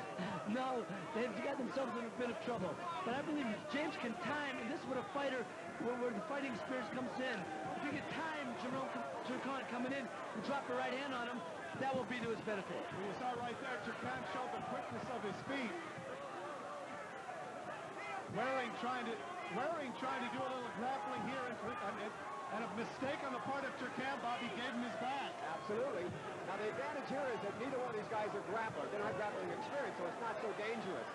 I was going to say, that's Bob, right before you did, you can see the experience of James Waring, that he didn't know what to do with him when he got behind him. Exactly. One of the things that Turkan has done early on is kick the legs of Waring, and initially you're thinking to yourself, Tom, big deal, why do you kick the legs?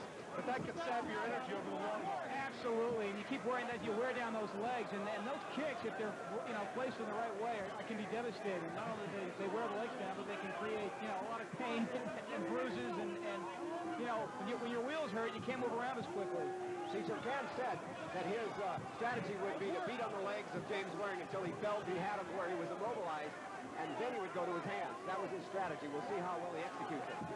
You can sense, Ray, you can sense a little anticipation with the crowd. They're used to such action-filled, bloody fights up to this point, but right now that hasn't occurred. No, not at all. And again, I think Turkan is doing the right thing. James Waring legs. He's 38 years old. Those 38-year-old legs. That will be to a disadvantage. As I said, it's a young man's sport. Tom, are you anticipating the fact that this could go longer than the other matches? I'd say yes. They're fighting at further away from each other, and I think that would lend itself to that kind of a thing. Oh, big right hand. James Waring, good right hand. And he's going down. Remember, it cannot be by submission. He looked like he might have tapped out. Okay. He called it out. Wow. I thought he tapped out sooner. It looked to me like he tapped out sooner. But James Waring is the man. And why he's pointing at me, I have no idea. He wants you next. He wants you next. He didn't get you a 79 in training camp. He wants you now. I'm staying here, Ray. What a punch. What a punch, and what a big surprise. I don't think that anybody had anticipated that. Quick right hand by Waring ends the fight. That cut him too, Todd. His right eye. Again, Todd, that's what I was saying, where the advantage to Waring would be. We could catch him on the outside of one of them right hands, which he did right here. Here's the setup. Waring throws a kick with his own. He steps in. He's holding him with his left hand. Watch him drop the right hand. And he drops the right hand right across the forehead. But that's not the one that put him out. Take a look, and it's just lightning quick. It's surprising because you said he's an old guy, Ray, but he showed some quickness. But he knows how to use his hands. There was a punch to the back of the head. And give Waring credit right there. Instead of standing there and watching, he knows the discipline he's involved in. He goes right in for the kill. Now, right there, you can see that Turkan tapped out. Cecil Peoples didn't see it. But finally there, he sees the punch underneath. Turkan looks up at him and says, no more, no more. Peoples runs in. Here comes the punch to the back of the head right there. Watch the legs wobble right there. Right there, Ray's on Queer Street. So when you get, a lot of people don't understand, you get hit in the back of the head. That then discombobulates you, messes up your equilibrium. And that was a brutal shot there. And Waring caught him with a good kick going down, which helped set up these. And then once he started punching straight into the face, Jerome Turkan tapped out. Discombobulate, huh, Ray? I like that word. Big word. I'm going to get some trouble for those. Hey, I'm an educated pugilist. All right. Up to you, John Higginson. Ladies and gentlemen, the winner of our last quarterfinal in the Strikers division with a time of 2 minutes and 35 seconds winning by submission, James Jr. Waring.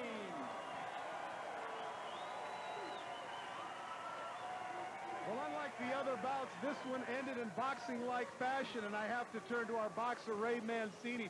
Ray, you've been dogging that boy for being old. I'm going to tell him afterwards, and he's going to want you up in that ring. No, you know, as I said, again, and I'll always say it, anytime you get into martial arts, anytime you're in combat, it's a young man's sport. But again, James used his boxing technique to win this match. Because you could see Turkan was banging his, kicking his legs, banging his legs. But as soon as he got hit with the right hand over the top, good night. Bob, you have to give him a lot of credit. Nearly 38 years of age. He showed not only some great skill, but overall athletic ability. Absolutely. James Waring is a brilliant all-around athlete. He said he was going to do it. He came here and he did it. Age is no factor to him. He doesn't know how old he is. Obviously, I had no idea what I was talking about. Okay, hey, Richard, you need to ask my fellow geriatric how he feels after this one. Take it away, Richard. Okay, thank you, Todd. James, congratulations. You told me earlier on that you don't feel anybody in this event would last more than 5 minutes standing with you. Did you have any doubt that that would be the end result? Oh yes, nobody can stand with me really boxing wise. You know, I'm still learning. I ain't kickboxing about about 10 years. The first time I started kickboxing again about 2 months. I'm training with Harris Spizak and John. I had some more guys I was training with. But I feel real good. I feel great. So the leg kicks and everything from Jerome didn't particularly worry you at all? Was it concerned? You seem to be just taking your time. Yeah, I take my time. I want to get, I'm taking my time, and I feel good. I feel real good. Excellent. Wonderful sportsmanship from both of you at the end of the match. It's a tribute, for other martial arts and people to see that from Jerome and from yourself. I think everybody appreciated that too. Thank you very much. Okay, congratulations, James. Over to you, Todd.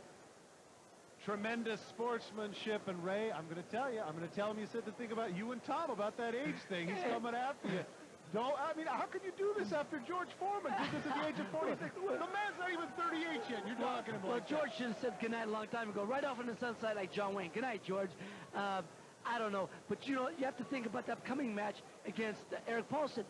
Will he be able to youth again? I'm going to go with youth in that fight. I have to go with youth. Well, I tell you, they never learn. I'll tell you something. If I'd known he was a Raider, I might have changed my prognostication. Yeah, he was a Raider. He was an ex-Raider. All right, let's take a look at the updates now in the semifinals. Just an absolutely classic in our first one. Renzo Gracie and Bart Vale. You've got 5'11", 175, 180 pounds versus 260 pounds. But everybody is cognizant of the fact that the large people have not been a problem for the Gracies. And as you pointed out, very interesting in the next match, Ray, Paulson versus Waring. I wonder if a lot has been taken out of Paulson with his battle earlier. Waring clearly at 2.5 minutes cannot be that fatigued. But the difference is going to be James Waring did not know what to do when he went to the mat. Paulson is a terrific fighter on the mat. That will be the difference. Bob, who do you like in the first match? Well, definitely Renzo Gracie, but I expect it to be a tough match. There's no underestimating Bart Vale, but Bart Vale had a very, very tough match while Renzo Gracie had an easy match. And there's just no underestimating Renzo Gracie. All right, I'm going to give you the opportunity to say it again. I don't want to keep beating the point. It's just that Waring's the same age as I am, so I have to ask you, what do you think? Can he do it again? I think he's capable of doing it again, absolutely, but I'm going to be very curious to see how he fares against Paulson, because Paulson really, more experience down there on the mat. It's going to be kind of interesting to see how that fares. And I'm going to be very curious to see how Gracie does once he gets on his back against Vale, because he escaped so well in that first bout. That's really his area of expertise. It's going to be interesting to see how he handles the bigger guy.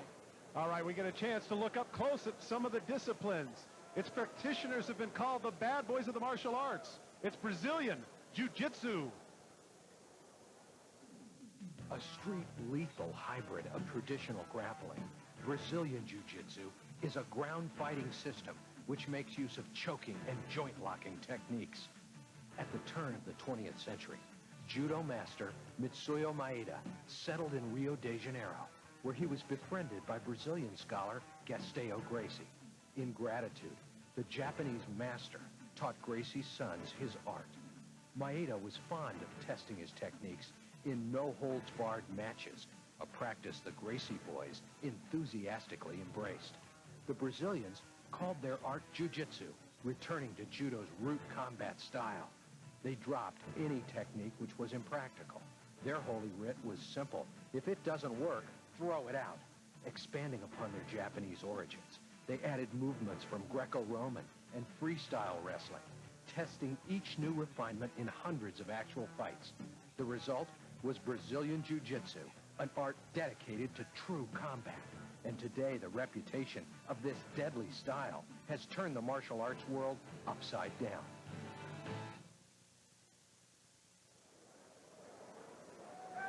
In the art of shoot fighting, anything can happen, and probably will. See for yourself.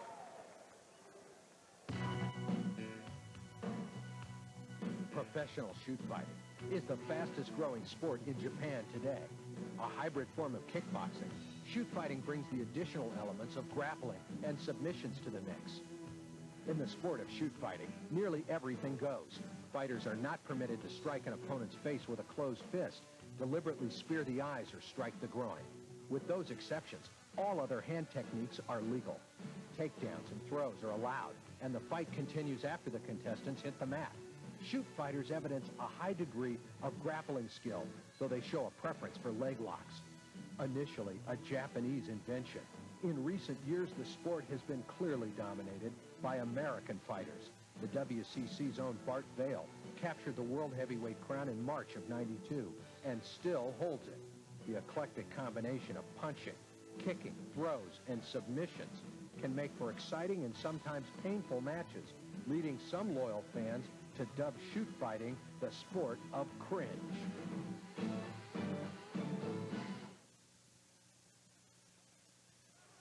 Well, it's fun to get a chance to look at those particular disciplines. Oft times we're not as knowledgeable as we think we are, and it's fun to see that up close. And Tom, we've witnessed in our first 4 matches this evening the very thing that we talked about at the outset, and that was very different, divergent ways to win a match. Very different ways. I mean, you're either going to be in close or uptight. Again, we look at the ways to win by knockout from strikes or chokes, by submission from strikes, chokes, and those joint locks, which can be painful. And it's obviously something that you have to look for in this kind of a situation. Bob, I have to ask you, as you've watched this thus far, any big surprises? The first, I'm sorry, excuse me, let me let Tom finish. Yeah, the referee's intervention, of course, we mentioned that at the top of the show. Cornerman can throw in the towel if the fighter's in distress, and the decision by judges, which, again, is something that these guys certainly don't want to happen. They want to go in there and win on their own terms. I have 2 words for decisions by the judges. Yeah, right. Or no way. That has happened thus far. Bob, any surprises thus far? Well, I think you'd certainly have to say, even though no one should have ever underestimated James Waring, that strikers have not done well in this competition. Now, albeit he was fighting a fellow striker, but I think the handicappers probably figured that Jerome Turcan's leg kick would overcome it. But here again, you don't underestimate a world-class athlete, regardless of the age, and I think James Waring has to be somewhat of a surprise. Yeah, Ray, you have to enjoy the fact that boxer was as successful as he was, but I have to ask you this after having watched all the competitors. Is there anybody that can beat Renzo Gracie? I think the guy in the next match, Bart Vale, is the only guy who can do it at this point. Bart Vale is so big and so strong, and I think if they go to the mat, that will be to his advantage, and that, you know, he just may be a little too big and too strong for Renzo Gracie. Okay. And lay off of me with the age. You guys keep beating me up about the age. I made one comment. Okay, we'll lighten up on you on that. Tom, how about you? What do you think about, is Gracie the guy to beat? I think Gracie's the guy to beat just because of the reputation, and just because I think when he's on his back on the mat, that's when it seems to me he's at his best. I mean, he sort of waits to look like he's going to be in a vulnerable position, and that seems to be when his strength comes out. Bob, one of the things that I'm impressed with a number of these fighters is we had a chance to see them before. It's clear that cross-training is the way to go, and I'm not talking about Bo in his shoes. I'm talking about cross-training in martial arts. Absolutely. If you want to win the World Combat Championships, you've got to be able to grapple. You've got to be able to strike. You've got to be able to move. You've got to be in great condition. And you've got to be a chess player. You're going to see that Renzo Gracie, for example, and Bart Vale, clearly. I mean, he showed you a lot of intelligence out there. This is not all just brawn. Okay, let's go to our roving reporter, Richard, with a quick story regarding Bart Vale. Richard? Yeah, thank you. At the moment, we just went back to the dressing room. We understand Bart Vale is being stitched by the doctor for the World Combat Championship. At the moment, though, it's a little bit secretive. It's very hard. They won't let me in, probably because it's their fighter, and they don't want to give anything away. But we do know that his eye is being stitched, and we'll give you an update as soon as we know anything more about it. Thank you, Todd. Okay, thanks a lot, Richard. You know, it's clear that that would be a big issue. Tom, you know, not only the fact that he's getting stitched up, but we're also aware of the fact that with Mike Bitonio, a lot was taken out of him. Oh, an awful lot, an awful lot. That was a tremendous fight, and I think a guy like Gracie is just going to smell that like a shark and just go for the weakness and get on that very, very quickly, take advantage of it. You know, Bob, I got to tell you, from a very selfish standpoint, I hope he's all right, because I'm sure that that's a match that the people here are really looking forward to. The big man, Bart Vale, world Japanese shoot champion, versus Gracie, but it's a possibility that might not happen. What do you think? Well, I certainly hope so. I would say, knowing what I know about Bart Vale, it's going to be pretty tough for him to ever say no, to ever stop. I'd expect to see Bart Vale come out. But again, the doctors have control of that if the stitches are bad. Okay, let's go back to Richard. He's with Bart Vale's manager. Richard? Yes, thank you. I've got Max with me. Max is Bart Vale's manager, and Max, we understand there's some stitches being applied to Bart Vale. Can you give us an update? Yes, he's got a severe laceration on the top of his head and along the eyebrow, which we've been advised by the doctors not to allow him to continue due to the nature of the injury up above on top of the head. So that's official. The doctor has recommended that he does not continue due to the injury. Yes, that's correct. Okay, thank you very much. You heard it then. Bart Vale is now out of the competition due to lacerations, and the doctor's advice is he should not continue. As you know, everything is always in the fighter's interest. Even though they want to go on, we have to look at the ramifications of the injuries. Anyway, you heard it from us. Thank you very much. Over to you, Todd. Okay, thanks a lot. That means that Phil Benedict is going to get the opportunity. The youngster from California at 5'6", 200 pounds is going to be going against Gracie. And I find that that's going to be interesting, Bob, because that's another short grappler. That might present a little bit of a problem for Gracie. Personally, I don't expect it to be, because Gracie is unbelievably strong, but his unbelievable technique. And I think that Benedict's inexperience relative to Gracie's is going to prove his undoing. I would expect Gracie to win that match relatively handily. Well, Ray, you certainly are an expert on short guys. What do you think about Benedict's chances? Oh, man, me and you're going to go to the mat pretty soon. I like his chances in this respect. If you're going by technique, as Bob just said, yeah, Gracie should be victorious. But let's not forget, Phil Benedict was a four-time NCAA powerlifting championship. Gracie's not going to be able to lift him up and throw him over his head like you know, very easily. This guy is a strong guy. Short, compact. I'm looking, this can be an exciting match. And naturally, Tom, the question you have to ask is, that's great. He bench presses 450. What does that have to do with in the ring? I don't think it has a whole lot to do with especially with Gracie, with the technique and with his ability to sort of adapt to any situation. I think he'll just find a way to take care of this guy. I think that's really his forte, is adapting and conquering. You know, Bob, it's cliche in the fight business now because it's gotten so much notoriety. But at least from what I saw in the first match, it seems to me that Gracie really has the eye of a tiger. There's no question about it. He comes from a great family, the Brazilian Jiu-Jitsu family. There's so many of the cousins, the Machados, etc., all train with. This is a big family, and they all train hard. They've all been training for years, and they're really experienced at this kind of fighting. Okay, Bart Vale's injury brings up something with regards to concern in this brand of fighting, and that is the injuries and the medical attention given to these athletes.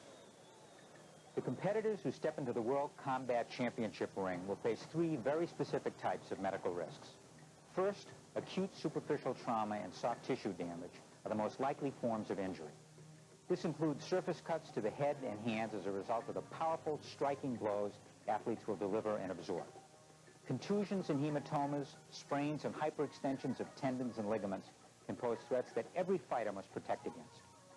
In the event of severe cuts or disabling soft tissue injury, even the best fighters can have their bout halted. The second category of injury is actual breaks of cartilage or bone. This is common in the nose, ribs, and knees.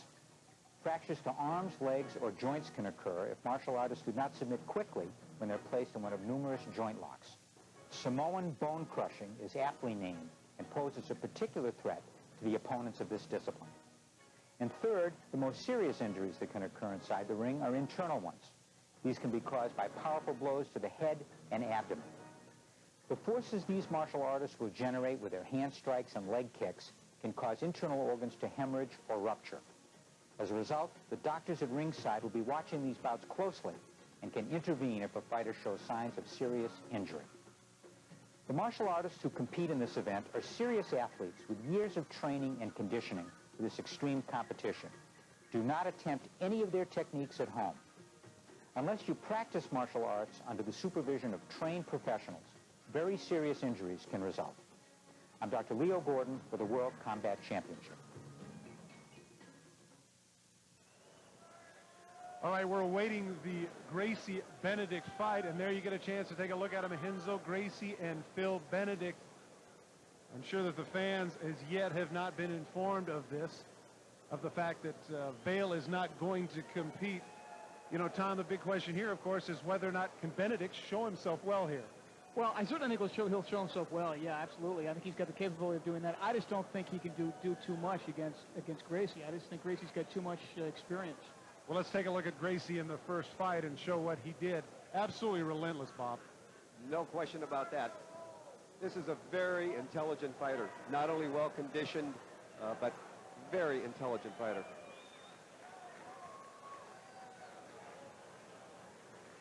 Victorious in his submission of Spikers, and right there, as I say, something he would want back. That's something that we don't like to see and hope that never happens again. Now we get a chance to see coming into the ring will be Renzo Gracie.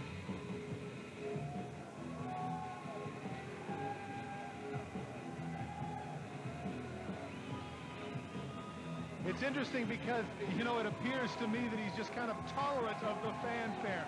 You saw him with his mouthpiece in. He knew that he had to stop and get a shot of the camera. Takes it out. A very token effort on his part as he steps in. You know, it just seems to me, Bob, that his intensity level is higher than the others. No doubt about it. He is focused on winning this fight. He's not only got his reputation, he's got his family's reputation. He wants it.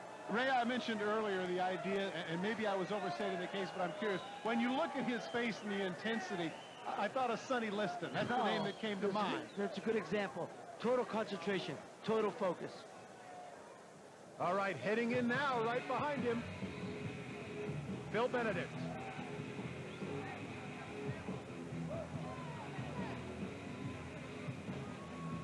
Still has the cut on his nose, but Tom, one thing that comes to mind right here with regards to Phil Benedict, which certainly has to be to his advantage, his fight didn't even last a minute, so he certainly isn't fatigued. Didn't last a long time, and that cut shouldn't cause him too many problems. If it was over his eye or in some area, a vulnerable area, yeah, absolutely, but that's not a cut that's going to be bothersome, I wouldn't think. You know what, Bob, something that Tom mentioned earlier, that Gracie is like a shark. He sees the blood and he goes after it. You think he'll take advantage of this? You can count on it. Now we get a chance to look at the tail of the tape. Gracie versus Benedict. Benedict outweighing him by 20 pounds, but I really think that an issue here might be the length of the legs and the arms, Bob. 5-inch advantage to Gracie, and because of his flexibility, I think that's something he'll take advantage of. You're absolutely right. One of the things you watch with the Gracies, they make maximum utilization of their legs. They use them equally with their hands. All right, let's get up to John Higginson. Ladies and gentlemen, introducing the participants in the first of our semi-final matches. These fighters are from the grappling division. Standing in the red corner, wearing white and black, is the man who defeated Ben Spikers by submission in the quarter-final round. Ladies and gentlemen, Renzo Gracie.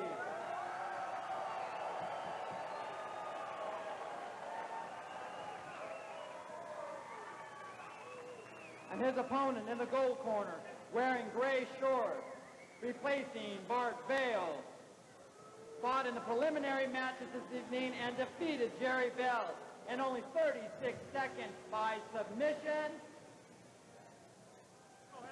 Iron Will Benedict.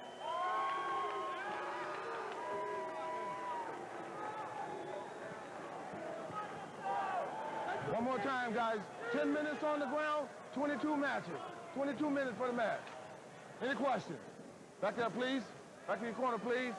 Well, Phil Benedict, this is his opportunity. Every fighter wants to go against the best. He's ready. And everybody has said, basically, Tom, that Gracie is the man to beat. What an opportunity for Phil Benedict, who is an alternate fighter. Absolutely. And on paper, Todd, if you didn't know anything about this, if you walk in here cold turkey, this would look like a total mismatch, but it sure isn't. Well, you can bet that Phil Benedict wants this. You know, he's a grappler. This is what he wants. As you can see before the match, Phil Benedict, which was what I said before in the beginning of the match, It seemed to me he was hyperventilating. He was breathing real heavy.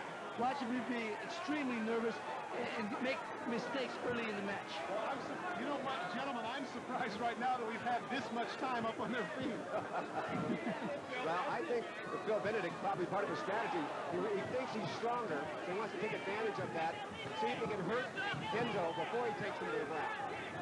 Well, once again, you have to wonder if this is part of a plan for Gracie as well. Yeah, you see the use of the legs on the takedown? You did see the use of the leg. He took that left leg, took advantage of him. Now, this is Henzo Gracie's area. He's underwater now. This is where Benedict has to be careful because he's giving up his throat. And so many times the hits to the back of the head when you're on the bottom are actually more of a problem to yourself because of your knuckles than they are to somebody else, Bob. You're absolutely right. Now, Henzo Gracie has got Phil Benedict in the mount position. It's a very powerful position to win from. You've got lots of opportunities for arm locks, chokes, neck cranks. One of the things that Gracie does well, take a look at the legs behind. You see his legs crossed. That's the reason why Benedict cannot get out. Exactly. And that's the point with Brazilian Jiu-Jitsu. They make use of their entire body. So again, it's got to get out from this position. You notice he's not using his legs. Right. Meaning Phil Benedict.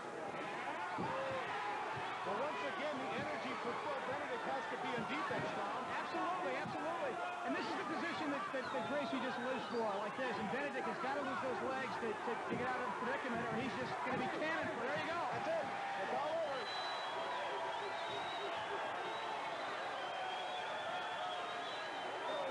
Positively relentless. Henzo Gracie. And for you youngsters at home that are watching this and are saying that brawn is always the issue, it is not. The technique of Gracie was superior. And you can see right there that Phil Benedict is a bloody mess. 2 minutes and 8 seconds. Phil Benedict has to be a little bit frustrated, but what could he do, Tom? Now here we go. Well, again, here we go. Now watch the leg move here. He's going to sweep him. And he hooks just the like leg, that. Hooks him. And down he goes. And that was the key right there. Bob, one of the things here clearly that you pointed out is the idea that his legs were dominant. The legs are crossed here. Benedict can do nothing. That's absolutely correct. He's got the Henzo's got the mounted position. He's making him pay. He's making sure he can't think about anything except staying where Henzo wants him. And that's the whole idea of the punches. And he, like we said, he went to it. Here goes the end. Here's a neck crank. Ray, one of the things here you'd have to say is that Gracie is not using up a lot of energy. My thoughts exactly, Todd. You could see when he was on top of him, he was just sitting there kind of resting, letting Benedict use all his. Okay, let's go up to John Higginson.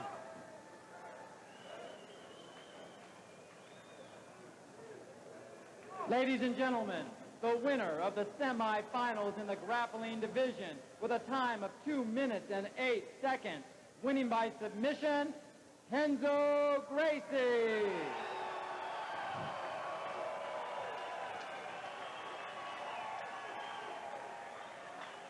Well, Tom, one of the things that you have to say there, and you have to appreciate the sportsmanship of Gracie there, he does not want to have the same attitude he did the first time. This time he finishes his issue, and I got to ask you this. I asked you about the 400-pound bench press. Didn't help there. Didn't help there at all. It's technique, and it's the desire of this Gracie, the family tradition, and the ability to do things once he gets in the match, to recover, to use his weight, and to use his legs. It's one thing he's done consistently all night. He's used his legs. He's a small guy, 180 pounds, but boy, does he use his weight well. Bob, the techniques of the Gracies, just impressive. No question, the Brazilian Jiu-Jitsu people, they're so well balanced, and as Ray pointed out, they get the most out of the least. Ray, I have to ask you a question that's asked all the time in boxing, and you hear it all the time with an underdog. He's got a puncher's chance. Do any of the punchers have a chance against Gracie?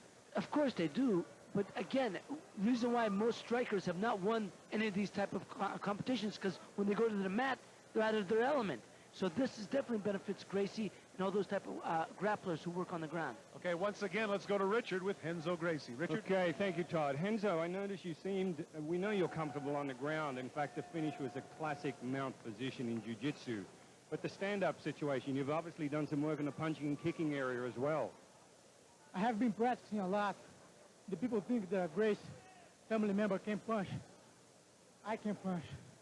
Well, that showed. As I said, it was a classic mount position, finishing off with the hands and getting him to turn. His upper body strength, any of that didn't seem to deter you at all. Yes, the difference of weight makes a lot of difference. I feel myself like a feather when I'm on the top of him. But I believe that my Brazilian Jiu-Jitsu, my skills on the ground fighting can make me able to stabilize the weight difference. That definitely showed. How do you feel now? All ready for another match? You seem seeming like you're having a holiday out there. No, it's not. The guys are tough.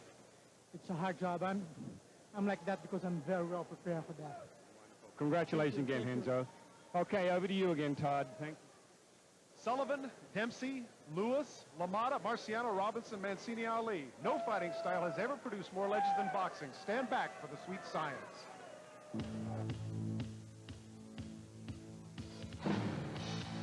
Western boxing can trace its origins to Greece in the time of Homer.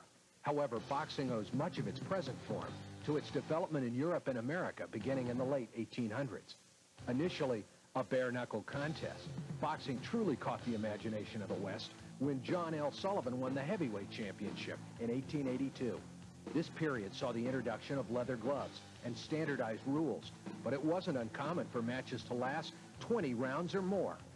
Boxing's next great advance came when James J. Corbett KO'd Sullivan to capture the title in 1892. Recognized as the first scientific boxer, Gentleman Jim's sophisticated use of footwork and the jab ushered in the modern era of the sport. Today, boxing is known for its fluid footwork, head and body movements, and devastating punching combinations. Once snubbed by martial artists, the style is now recognized for its lethal sophistication. Little wonder the amazing Muhammad Ali referred to boxing as the sweet science.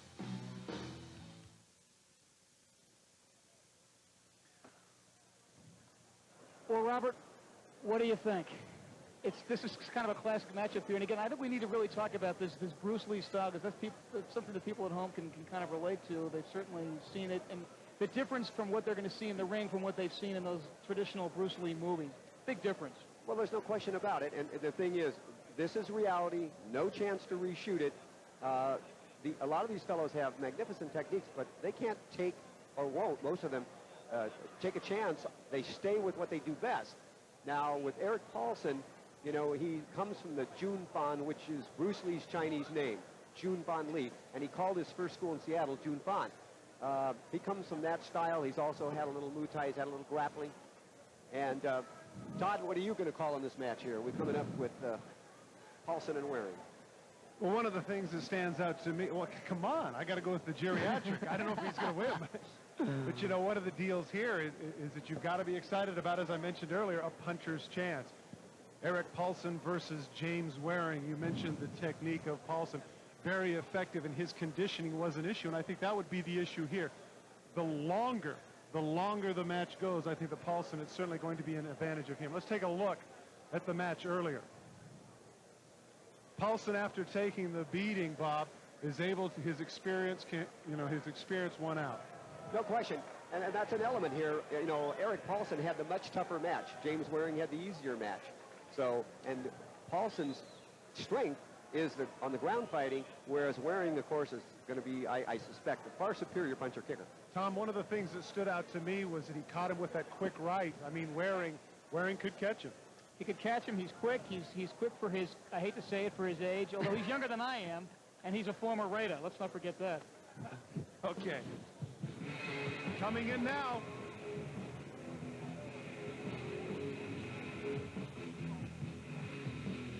Eric Paulson. Now, once again, something that I would think, Ray, I could be wrong, but wouldn't you have wanted after that first match cut off the ponytail? I would have tried to tighten it up as much as possible, but I think that's all he can do, because he does have quite long hair. I don't know, Bob. You know, it seems to me that when I watch this, you know, everybody has a little degree of vanity where they're concerned, but I would think that that's such a disadvantage in a match like this. There's no question about it. I'm sure that he's thinking about his acting and stunt career, but if you're going to enter this, you've got to cut it off. All right, now we get a chance to look at the highlight of James Waring in his first match. Watch the quick hand, Tom, over the top. There it is. That's what his knees and legs just buckled. And then look at, he goes in for the kill here. I mean, didn't waste any time going in and finishing him off. Obviously, Ray, he never heard of the long count between Tunney and Dempsey. Not at all.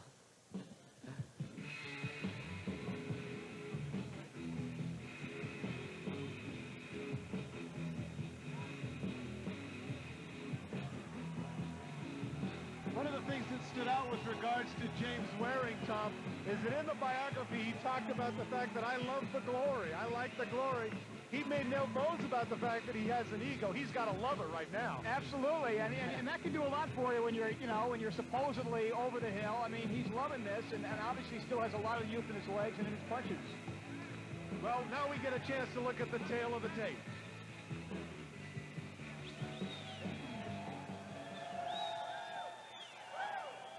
Now, once again, the thing that stands out to me, of course, is the 33-pound weight difference. But again, Ray, I got to ask you, the 8 or 9 year age difference, that going to be an issue? Well, let me just set this record straight. I'm going for James Waring. He's my guy. Okay. He's a boxer. Yeah. But I think Paulson will win it because of his experience on the ground. James does not know how to work on the ground, or didn't show it the first fight. Great job, Ray. Way to hedge your bet. Let's head up to John Higginson. John? Ladies and gentlemen, introducing the combatants in the second of our semifinal matches. These fighters belong to the striker division. Standing in the red corner wearing black and red, having defeated Sean McCulley by submission in the quarterfinal round, he has earned his place in the semifinal round. Let's hear it for Eric Paulson. And in the gold corner, wearing purple shorts, this man enters the ring having defeated Jerome Turcan by submission in the quarterfinal round, James Jr. Waring. Let's go. Let's go. Again, 2 minutes on the ground, 22-minute match. There is no submission, no choking, no grappling. Any questions, sir? Any questions, sir?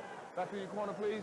Back to your corner, please. Ray, you had a chance to look up close at Paulson's face. It seems to me that because of the bumps and bruises and the cuts that he took right there, those could open up easily. Very easy with a good right hand across or a good left hook, headbutt.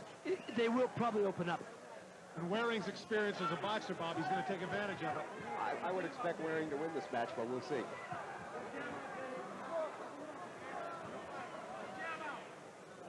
I think Tom, Waring is so confident when he's on his feet. Boy, he just exudes confidence and very, very quick, Todd. I mean, I've been very surprisingly impressed with how quick he is. And you can see, Bob, that Paulson's a little bit wary right there. He doesn't want to walk into one of those right crosses. No, he knows there's dynamite on the end of that right hand. I would think he would want to get James down to the ground as soon as possible. But again, he can't make him submit, so he's going to try to kick him, I think. Well, but you know what? The problem with that is we saw the record, 37-3-1 as a boxer. He also has done some kickboxing, so that's not a big issue for Waring either, Bob. No question, James Waring was a kickboxing champion. Surprised it started this slow, Tom?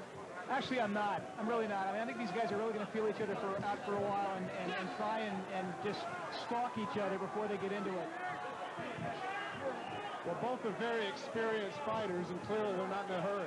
You know, the old adage in boxing is when you're fighting an older opponent, go to the body, take his legs away. In this case, I think they're trying to kick side, a sweep with the leg kick, and try to take the legs out. Well, Paulson opting to go with some knee butts, but the height of Waring is an advantage because he can't get to the groin with that knee, Bob, because he's so tall. Well, right now, Eric Paulson's doing what he's got to do.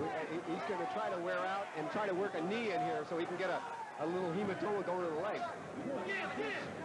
Tom, the one thing that stands out to me, though, is Waring's experience. I tell you, Todd, he's doing very well there. I mean, he's deflecting these blows very, very well with his legs. Doing kind of a rope-a-dope thing here. You can see the corner man of Waring exhorting his fighter right on top of things. If I was him, I'd be suggesting he get his punch to the face. And right now you can see there's a swelling over the eye of Paulson, Bob. Absolutely. This should benefit James Waring. This is where his infighting from boxing should take effect. Coming up over through the middle with the uppercuts and over the top. Well, Ray, one of the problems here for Erik Paulson is even if his eyes and his cuts open up, unlike boxing, there is no break. He's not going to get a between-round opportunity of his cut man fix it. That's right. That's right. Again, I still would think that Paulson would run it, flip him over, get him on the ground, and do some damage on the floor. They have that ponytail. Well, Tom, last match when we watched Paulson, it looked like he was running out of gas, and then out of nowhere, he went after McCauley. Do you see the same pattern here? Great second win. But I'll tell you something. I don't know if he's going to be able to pull it off with Waring, because this is really a classic boxing situation here, and Waring's right at home in this situation. You know, one of the subtle things, Ray, that people might be missing is that Waring is landing some body punches. That could be taking something away from Paulson. Absolutely. But Todd, also when they're in tight, James has to grab the chain fence with his hand. Paulson's head's on the other side, but he's wide open for left hook. But Paulson can't see because his head's down. Well, Waring went with the right hook there, and he caught him a pretty good shot, but Paulson recovered. Paulson comes with the kick to the face and scores, but obviously it wasn't very damaged. There he goes. Boy, he's trying to get him down, Tom, but he can't. You know, I'm just sitting here thinking that the winner of this fight, no matter who's the winner, is going to go against Renzo Gracie and be very fatigued. Because look, this is a rough fight. Bob, it's clear that Paulson wants to get Waring to the ground, but Waring's having none of it, and I think the advantage as a result has been Waring's thus far. Yes, and Waring's got very strong legs. Obviously, he's done a lot of work on his legs, and those James Waring's very strong legs have kept him where he wants to be, upright. Oh, yeah? Well, Ray said that they were old. Ray said they're almost 38-year-old legs.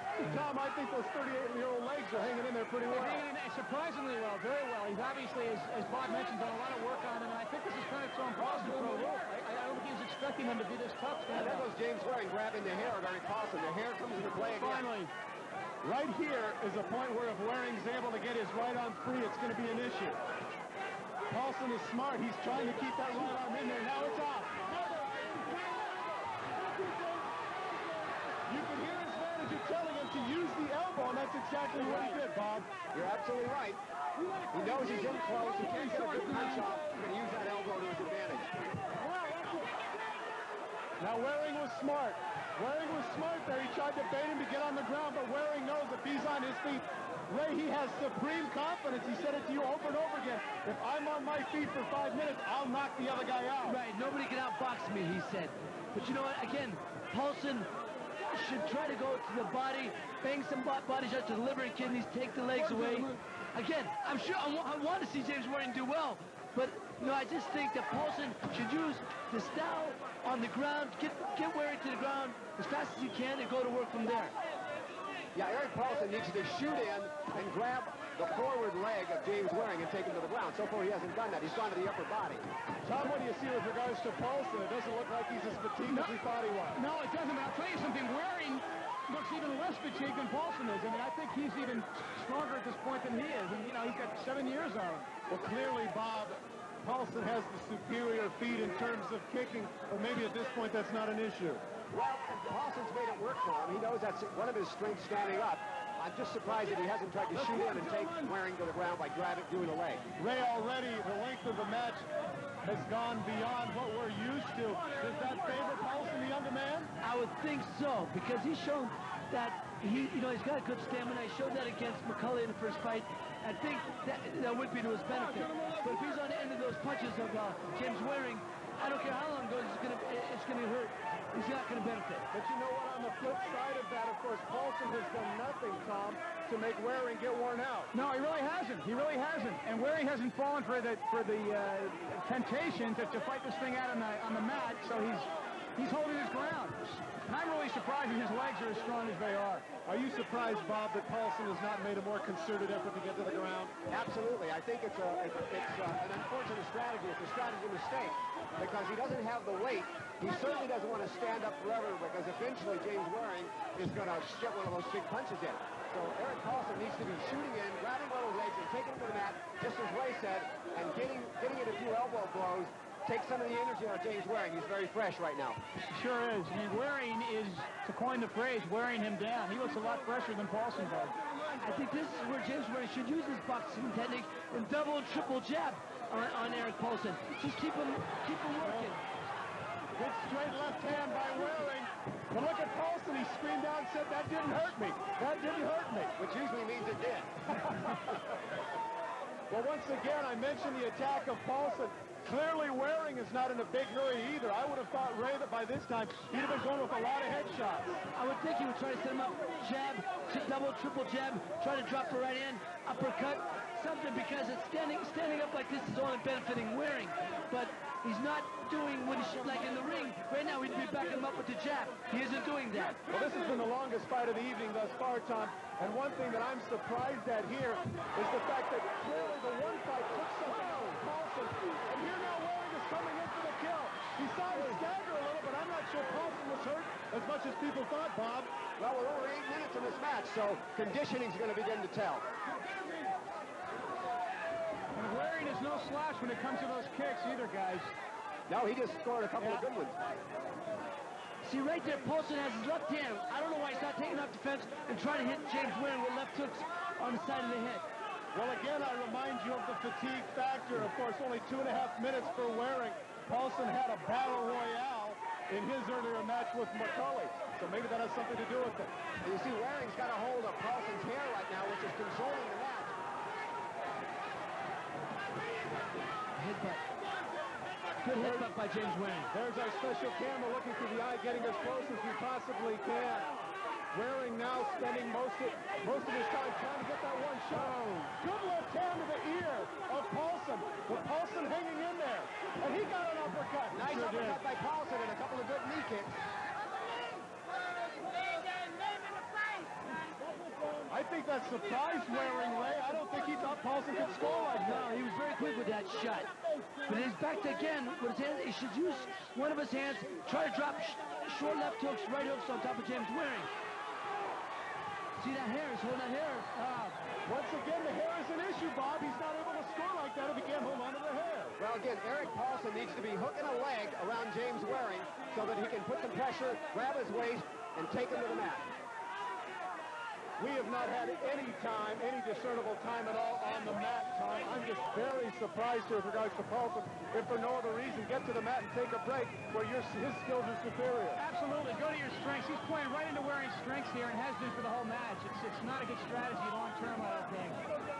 And in the fight business, when you're a little older and your legs are giving out a little bit, they tell you lay on the ropes to regain your strength, regain your wind. I think this only benefits James Waring. Laying up against the fence, he's getting his strength, he's getting his wind back. And he's got him by the hair. No joking! No joking! That can't feel good. You heard Cecil Peoples tell Waring not to choke, but he has an absolute death grip on the back of Paulson's hair. Now Paulson scores with a couple of rights. Oh. Oh, boy. Oh, the right knee to the head. Oh, that was a blow right there. And once again, he's still got a hold of the hair. Now he's looking for a shot that can finish it. He's going to go with the left hand. Goes with the top. Bob, if he is going to continue in this competition, I mean further competition, the hair has got to be cut. Well, we've certainly said that before, but it's proven to be his undoing to this point in this match. Ray, I'm saying we're halfway through now, 10 minutes of this bout. I'm having to say that no doubt Waring would not scored in some of those punches had he not had a hold of the hair. No, this is a question of vanity versus practicality, and he's got to cut the deal. This is ridiculous. Well, else is going to get his scalp ripped off. Yeah. Because you could see when he was on the floor squirming around, it was painful because James Waring hold on to the hair. Well, you can see that flurry took a little bit out of James Waring. He's taking a little break, trying to get a knee in. But you can see he's breathing through his mouth. He's a little exhausted, Bob. No question. You know, this hair has just been the answer for James Waring. He's got a death grip on that head. He's not letting go of that.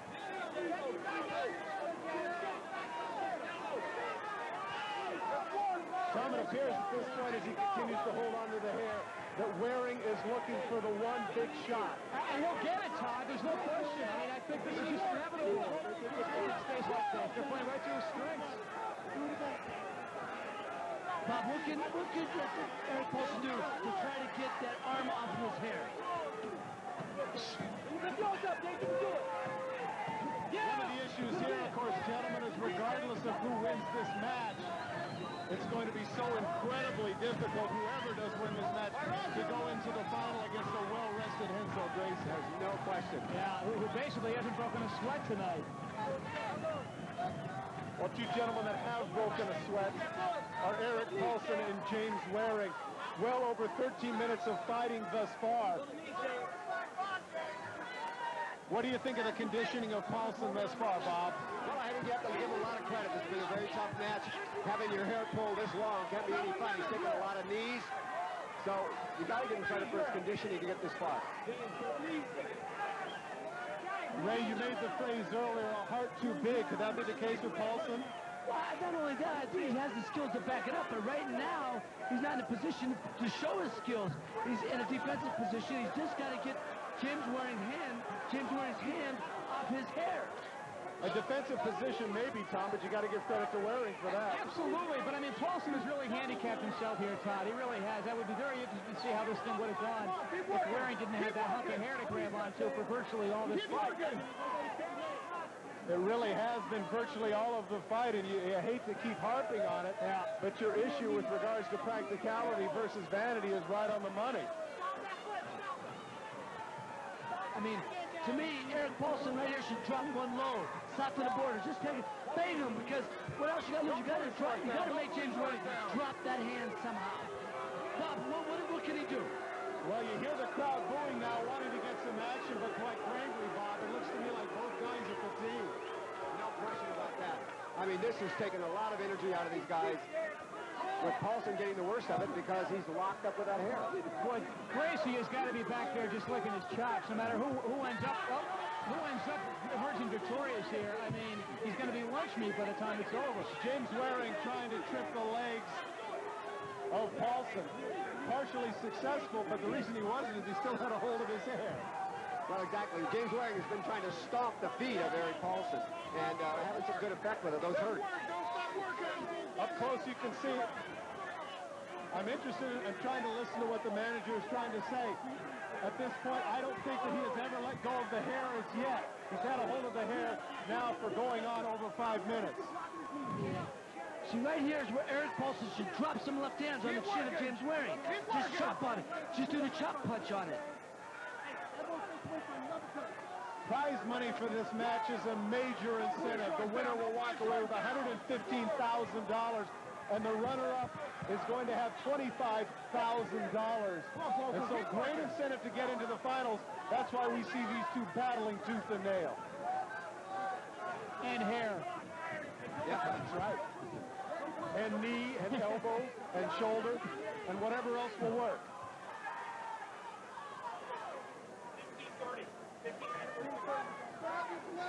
Now a little more than 6 minutes now left in the fight. A lot of money at stake. This is the biggest prize ever offered for this type of fighting to date. So these guys both want it real bad. You can see it. Tom, I mentioned at the outset that this would be a war of attrition. No match personifies it more than this. Oh, he dropped Erik Paulson with a right uppercut. Now he's kicking him in the head. He still hasn't let go of the hair. No, the towel comes in. The towel comes in. The towel comes in.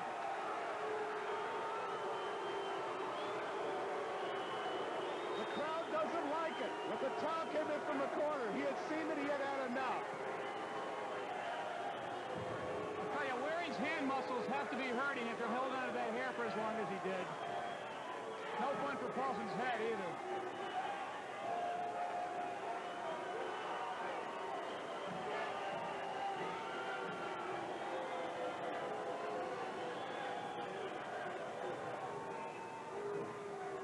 I'm just astounded at the way this thing went. I really am. I mean, and again, we've been harping on the hair all night, Todd, but I mean, I would really like to have seen what the outcome of this thing would have been if the hair wasn't such a factor, and it was. Rob, do you think it would have been different?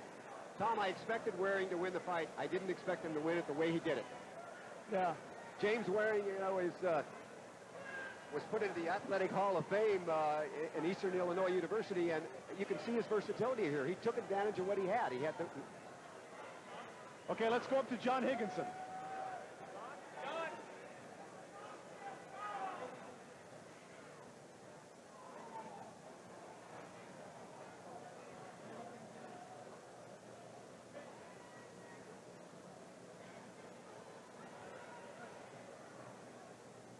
And gentlemen, the winner of the semifinals in the strikers division with a time of 16 minutes and 8 seconds, winning by submission, James Jr. Waring.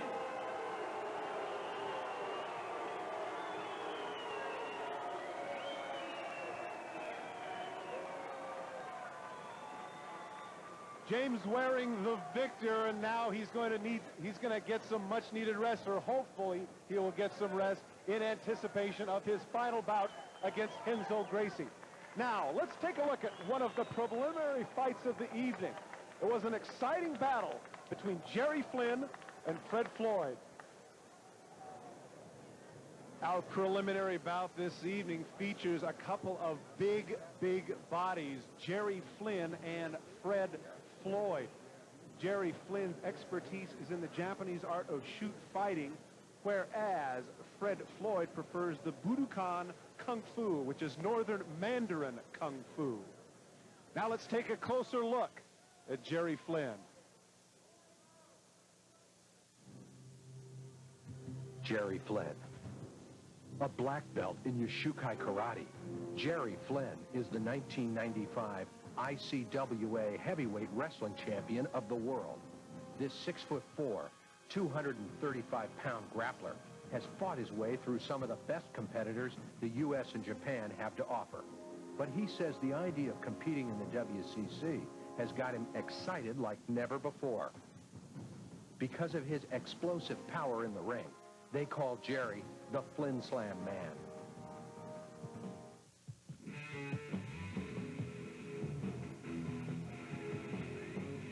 Jerry Flynn is a big guy, spent basically most of the last 5 years in Japan trying to perfect his art.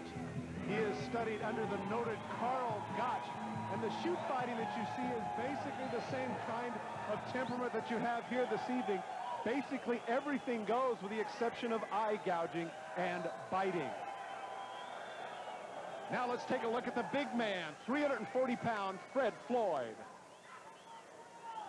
Fred the Mangler Floyd is a 6'4", 340-pound professional bodyguard from Ontario, California, an expert in Budokan Kung Fu. Budokan Kung Fu is a great style because of the diversities of styles that are there.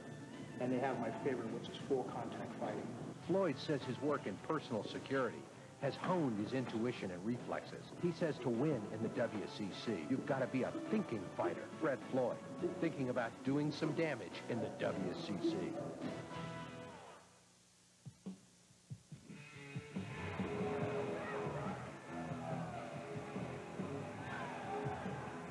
Well, he is certainly animated for this. As you can see, he literally runs into the ring. And here is our chance to get to see whether or not somebody over 300 pounds can be successful in an event like this, which lasts, as we mentioned, 22 minutes. Over 300 pounds, is that girth going to be a problem, Bob? Well, I think he thinks the weight's going to work for him, but the reality is that he's a stand-up fighter, and Jerry Flynn has done both grappling, shoot fighting, and kickboxing. So I think the Flynn's got the advantage, at least on the record. He's certainly a more experienced fighter. I can't help but think of Fred Floyd. When I look at Fred Floyd, I'm reminded of the wrestler Chris Taylor, if you remember the great wrestler from Iowa State, Absolutely. The 410-pounder who was an NCAA champion. And if you're somebody that likes big bodies, take a look at this tail of the tape.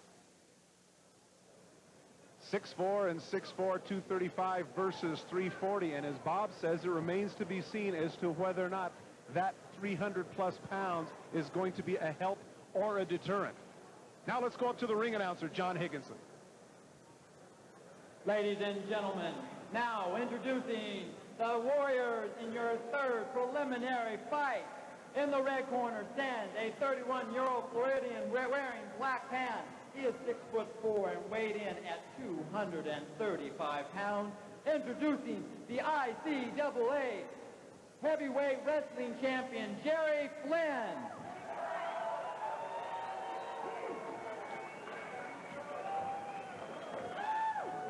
And in the gold corner stands his 31-year-old opponent, wearing blue, red, white shorts. He is 6'4" and tips the scale at 340 pounds. Please welcome the PTA Super Heavyweight Kickboxing Champion from Ontario, California, Fred the Mangler Floyd. Come on, bud.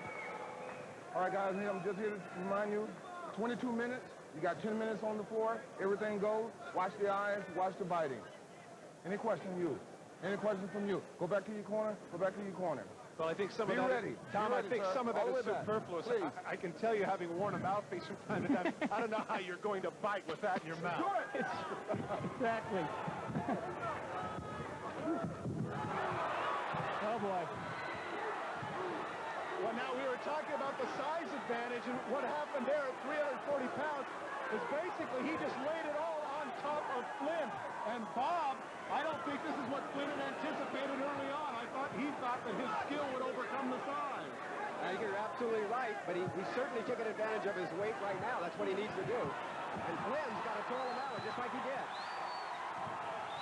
Now, one of the things about this particular competition, Tom and Bob, is who's on top is irrelevant. We've watched the Gracies and others win from the bottom, so it'll be interesting here to see who has the hardest chokehold, and right now it appears that Flynn might have an advantage. And Todd, I think you got to give the advantage to the grappler by trade anyway, right? I mean, they're just more experienced in this kind of in-close fighting. No matter what the size of Floyd is, Flynn, you know, would seem to have the advantage in this kind of a situation.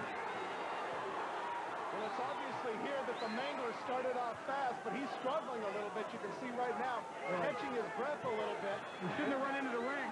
This would be a time, Bob, for Flynn to take advantage while he's taking a breather. You're absolutely correct. Jerry Flynn, you know, he had the cross guard. He's still in the dominant position, but he hasn't used any finishing holds yet. That's what we got to look for.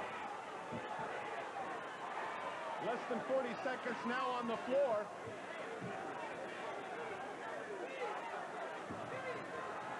Now, Jerry Flynn just missed an opportunity for a headlock there.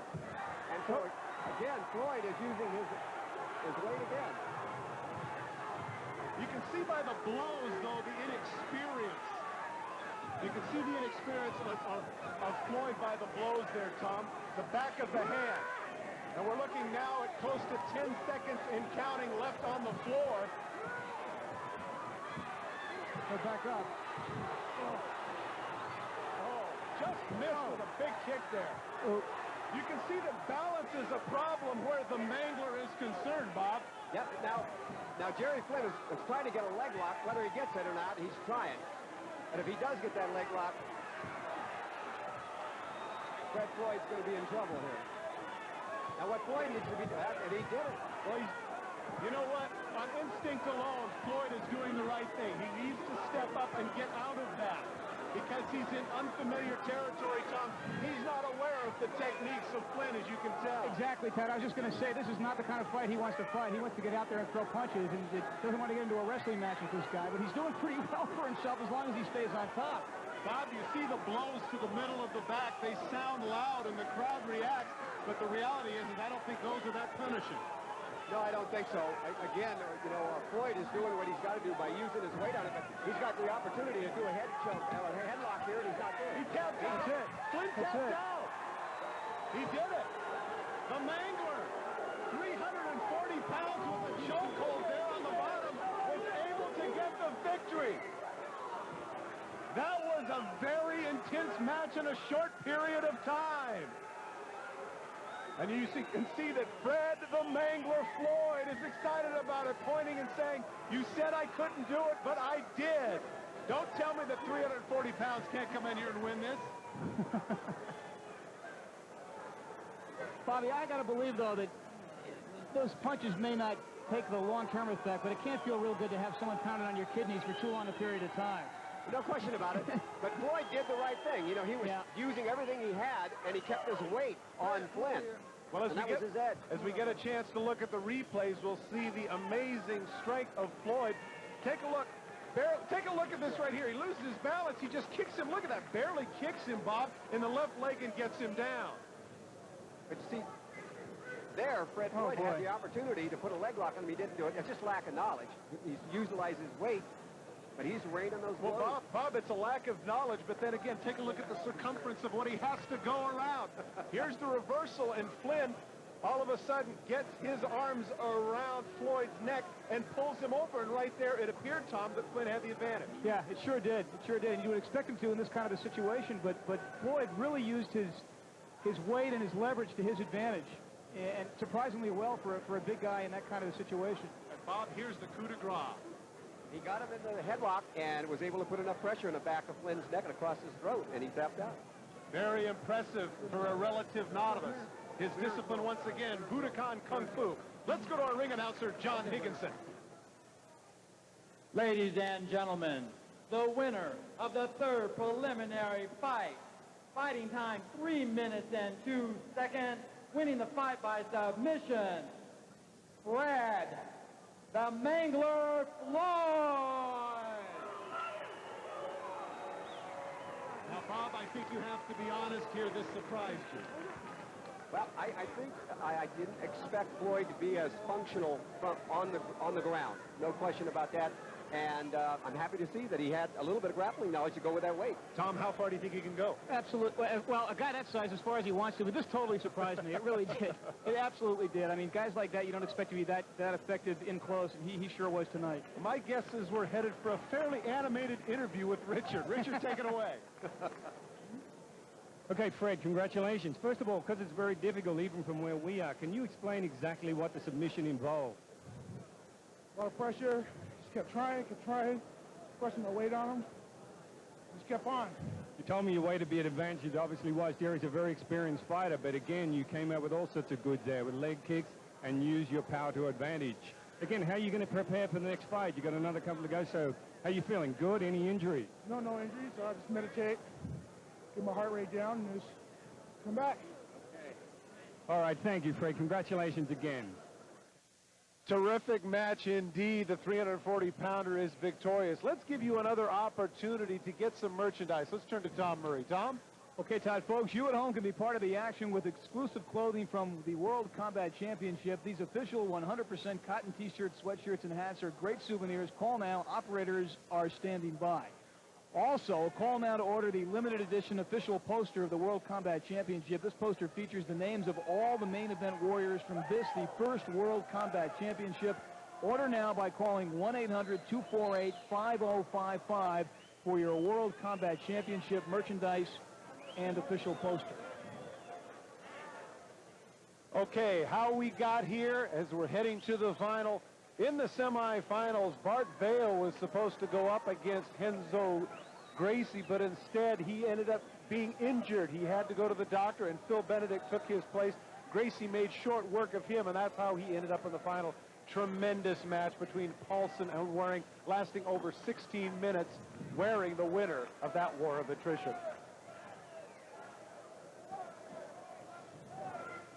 Now we get a chance to take a look at the title. This is what it's going to be for the championship match. Renzo Gracie, the master of Brazilian Jiu-Jitsu, against James Waring, the boxer. Now we get a chance to take a look at the highlight of Gracie's last match. Tom?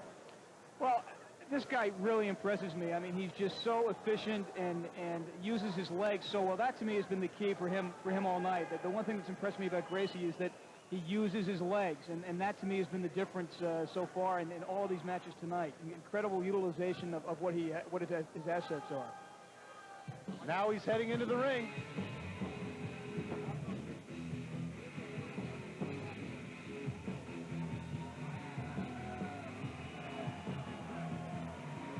Renzo Gracie is somebody that really up to this point has just completely dominated this tournament. And Bob, I have to ask you, I mean, you've seen the others, you've seen Hickson, you've seen Hoyce. How does he compare? Well, you know, each are unique in their own way. They all develop their own style. I think Renzo's the most aggressive Brazilian jiu-jitsu practitioner that I've seen to date. He's got a very eclectic style. He's aggressive. He likes to take the fight to him. Okay, Ray, let's take a look at the highlight of Waring in his last match. Well, here James was doing not your typical boxing move here, but of course he had Eric Paulson by the hair, using the kicks to the head, few punches, straight punches. But James, an old warrior who knows how to throw them bombs, it's going to be a war. It's going to be a war indeed.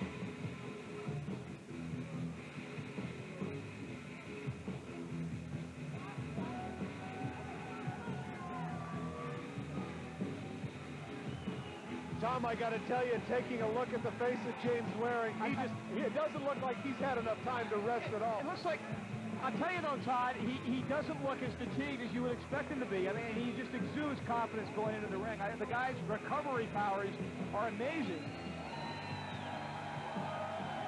Well, the tail of the tape is coming up. There's the smile by James Waring, and he seems to be a favorite here. 9 years age advantage, but again, we come back to the exact same thing, Bob. Gracie well-rested, Waring not. That's certainly going to be an advantage for Renzo Gracie. All right, let's go up to the ring announcer, John Higginson. Ladies and gentlemen, and now, the moment you've all been waiting for.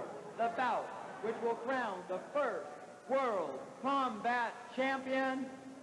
In the red corner, having defeated Ben Spiker by submission in the quarterfinal round, advances to the championship bout after defeating Phil Benedict by submission in the semifinal round. The finalist from the Grapplers division, Renzo Gracie.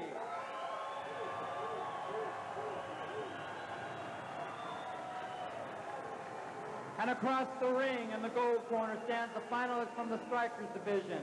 He's earned his place in the finals by defeating Jerome Turcan by submission in the quarterfinal round and Eric Paulson by submission in the semifinal round.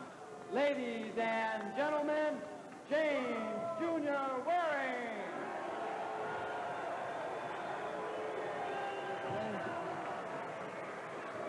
All right, gentlemen, this is it. Championship of the world on the line. 10 minutes on the mat. 22 minutes. Are you ready, sir? Are you ready, sir? Back to your corner, please.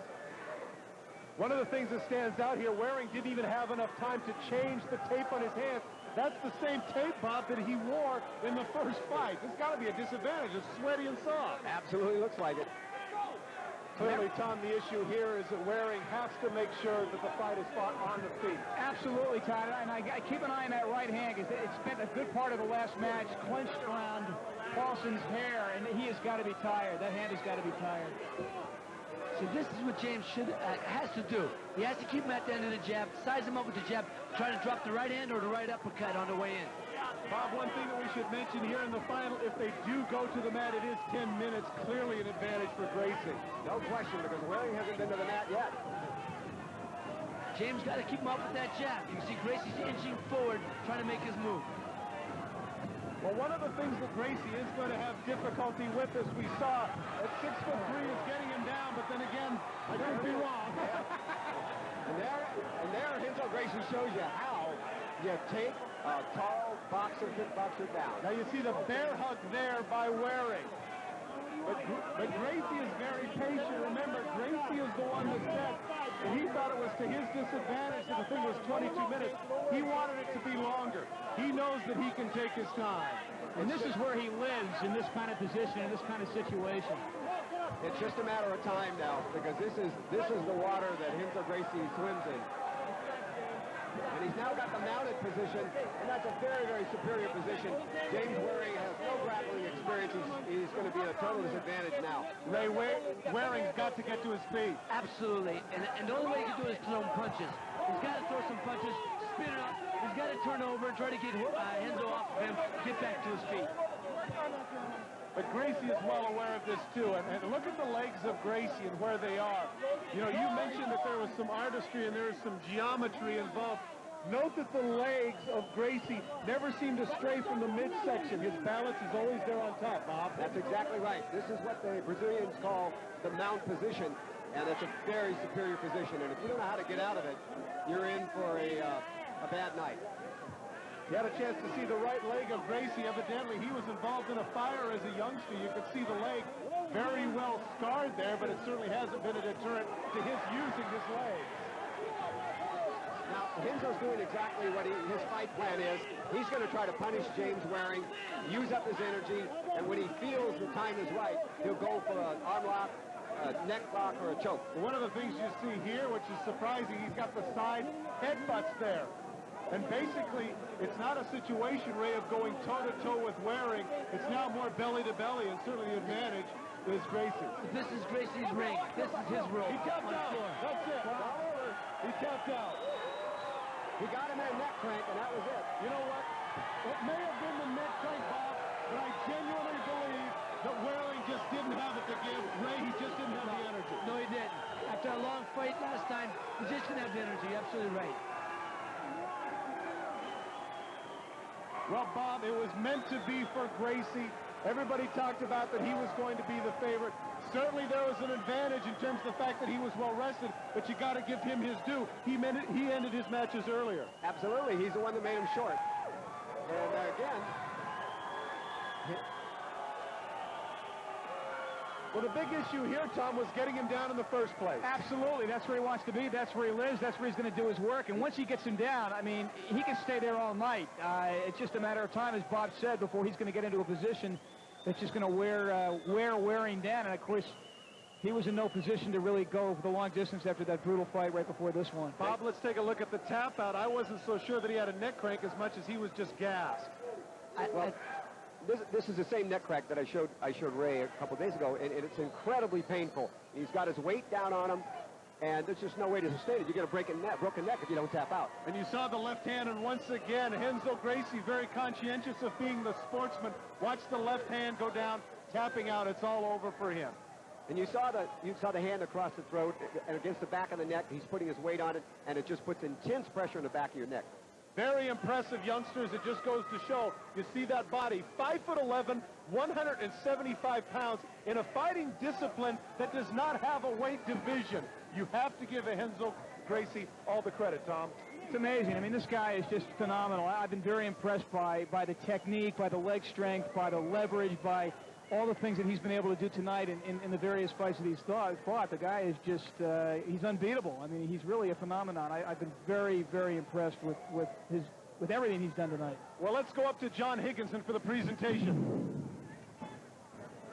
Ladies and gentlemen, and the winner of the first World Combat Championship from the Grapplers Division with a time of 2 minutes and 47 seconds, winning by submission, Renzo Gracie.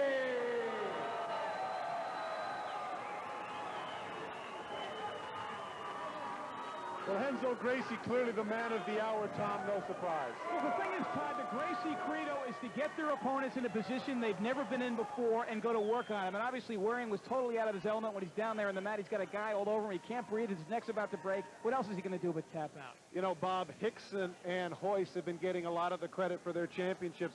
Now they've got another Gracie, Renzo, who really appears to be on the horizon of doing some big things in this country. Absolutely. There's no question about it. Renzo Gracie is an incredibly talented man, and each of them stand on their own. And Renzo did it tonight. Ray, I'm sure that watching Renzo Gracie makes you want to make a comeback, doesn't it? Oh, man, I mean, you got to pull for the little guy. I admire him. You got to admire the Gracies for what they've achieved.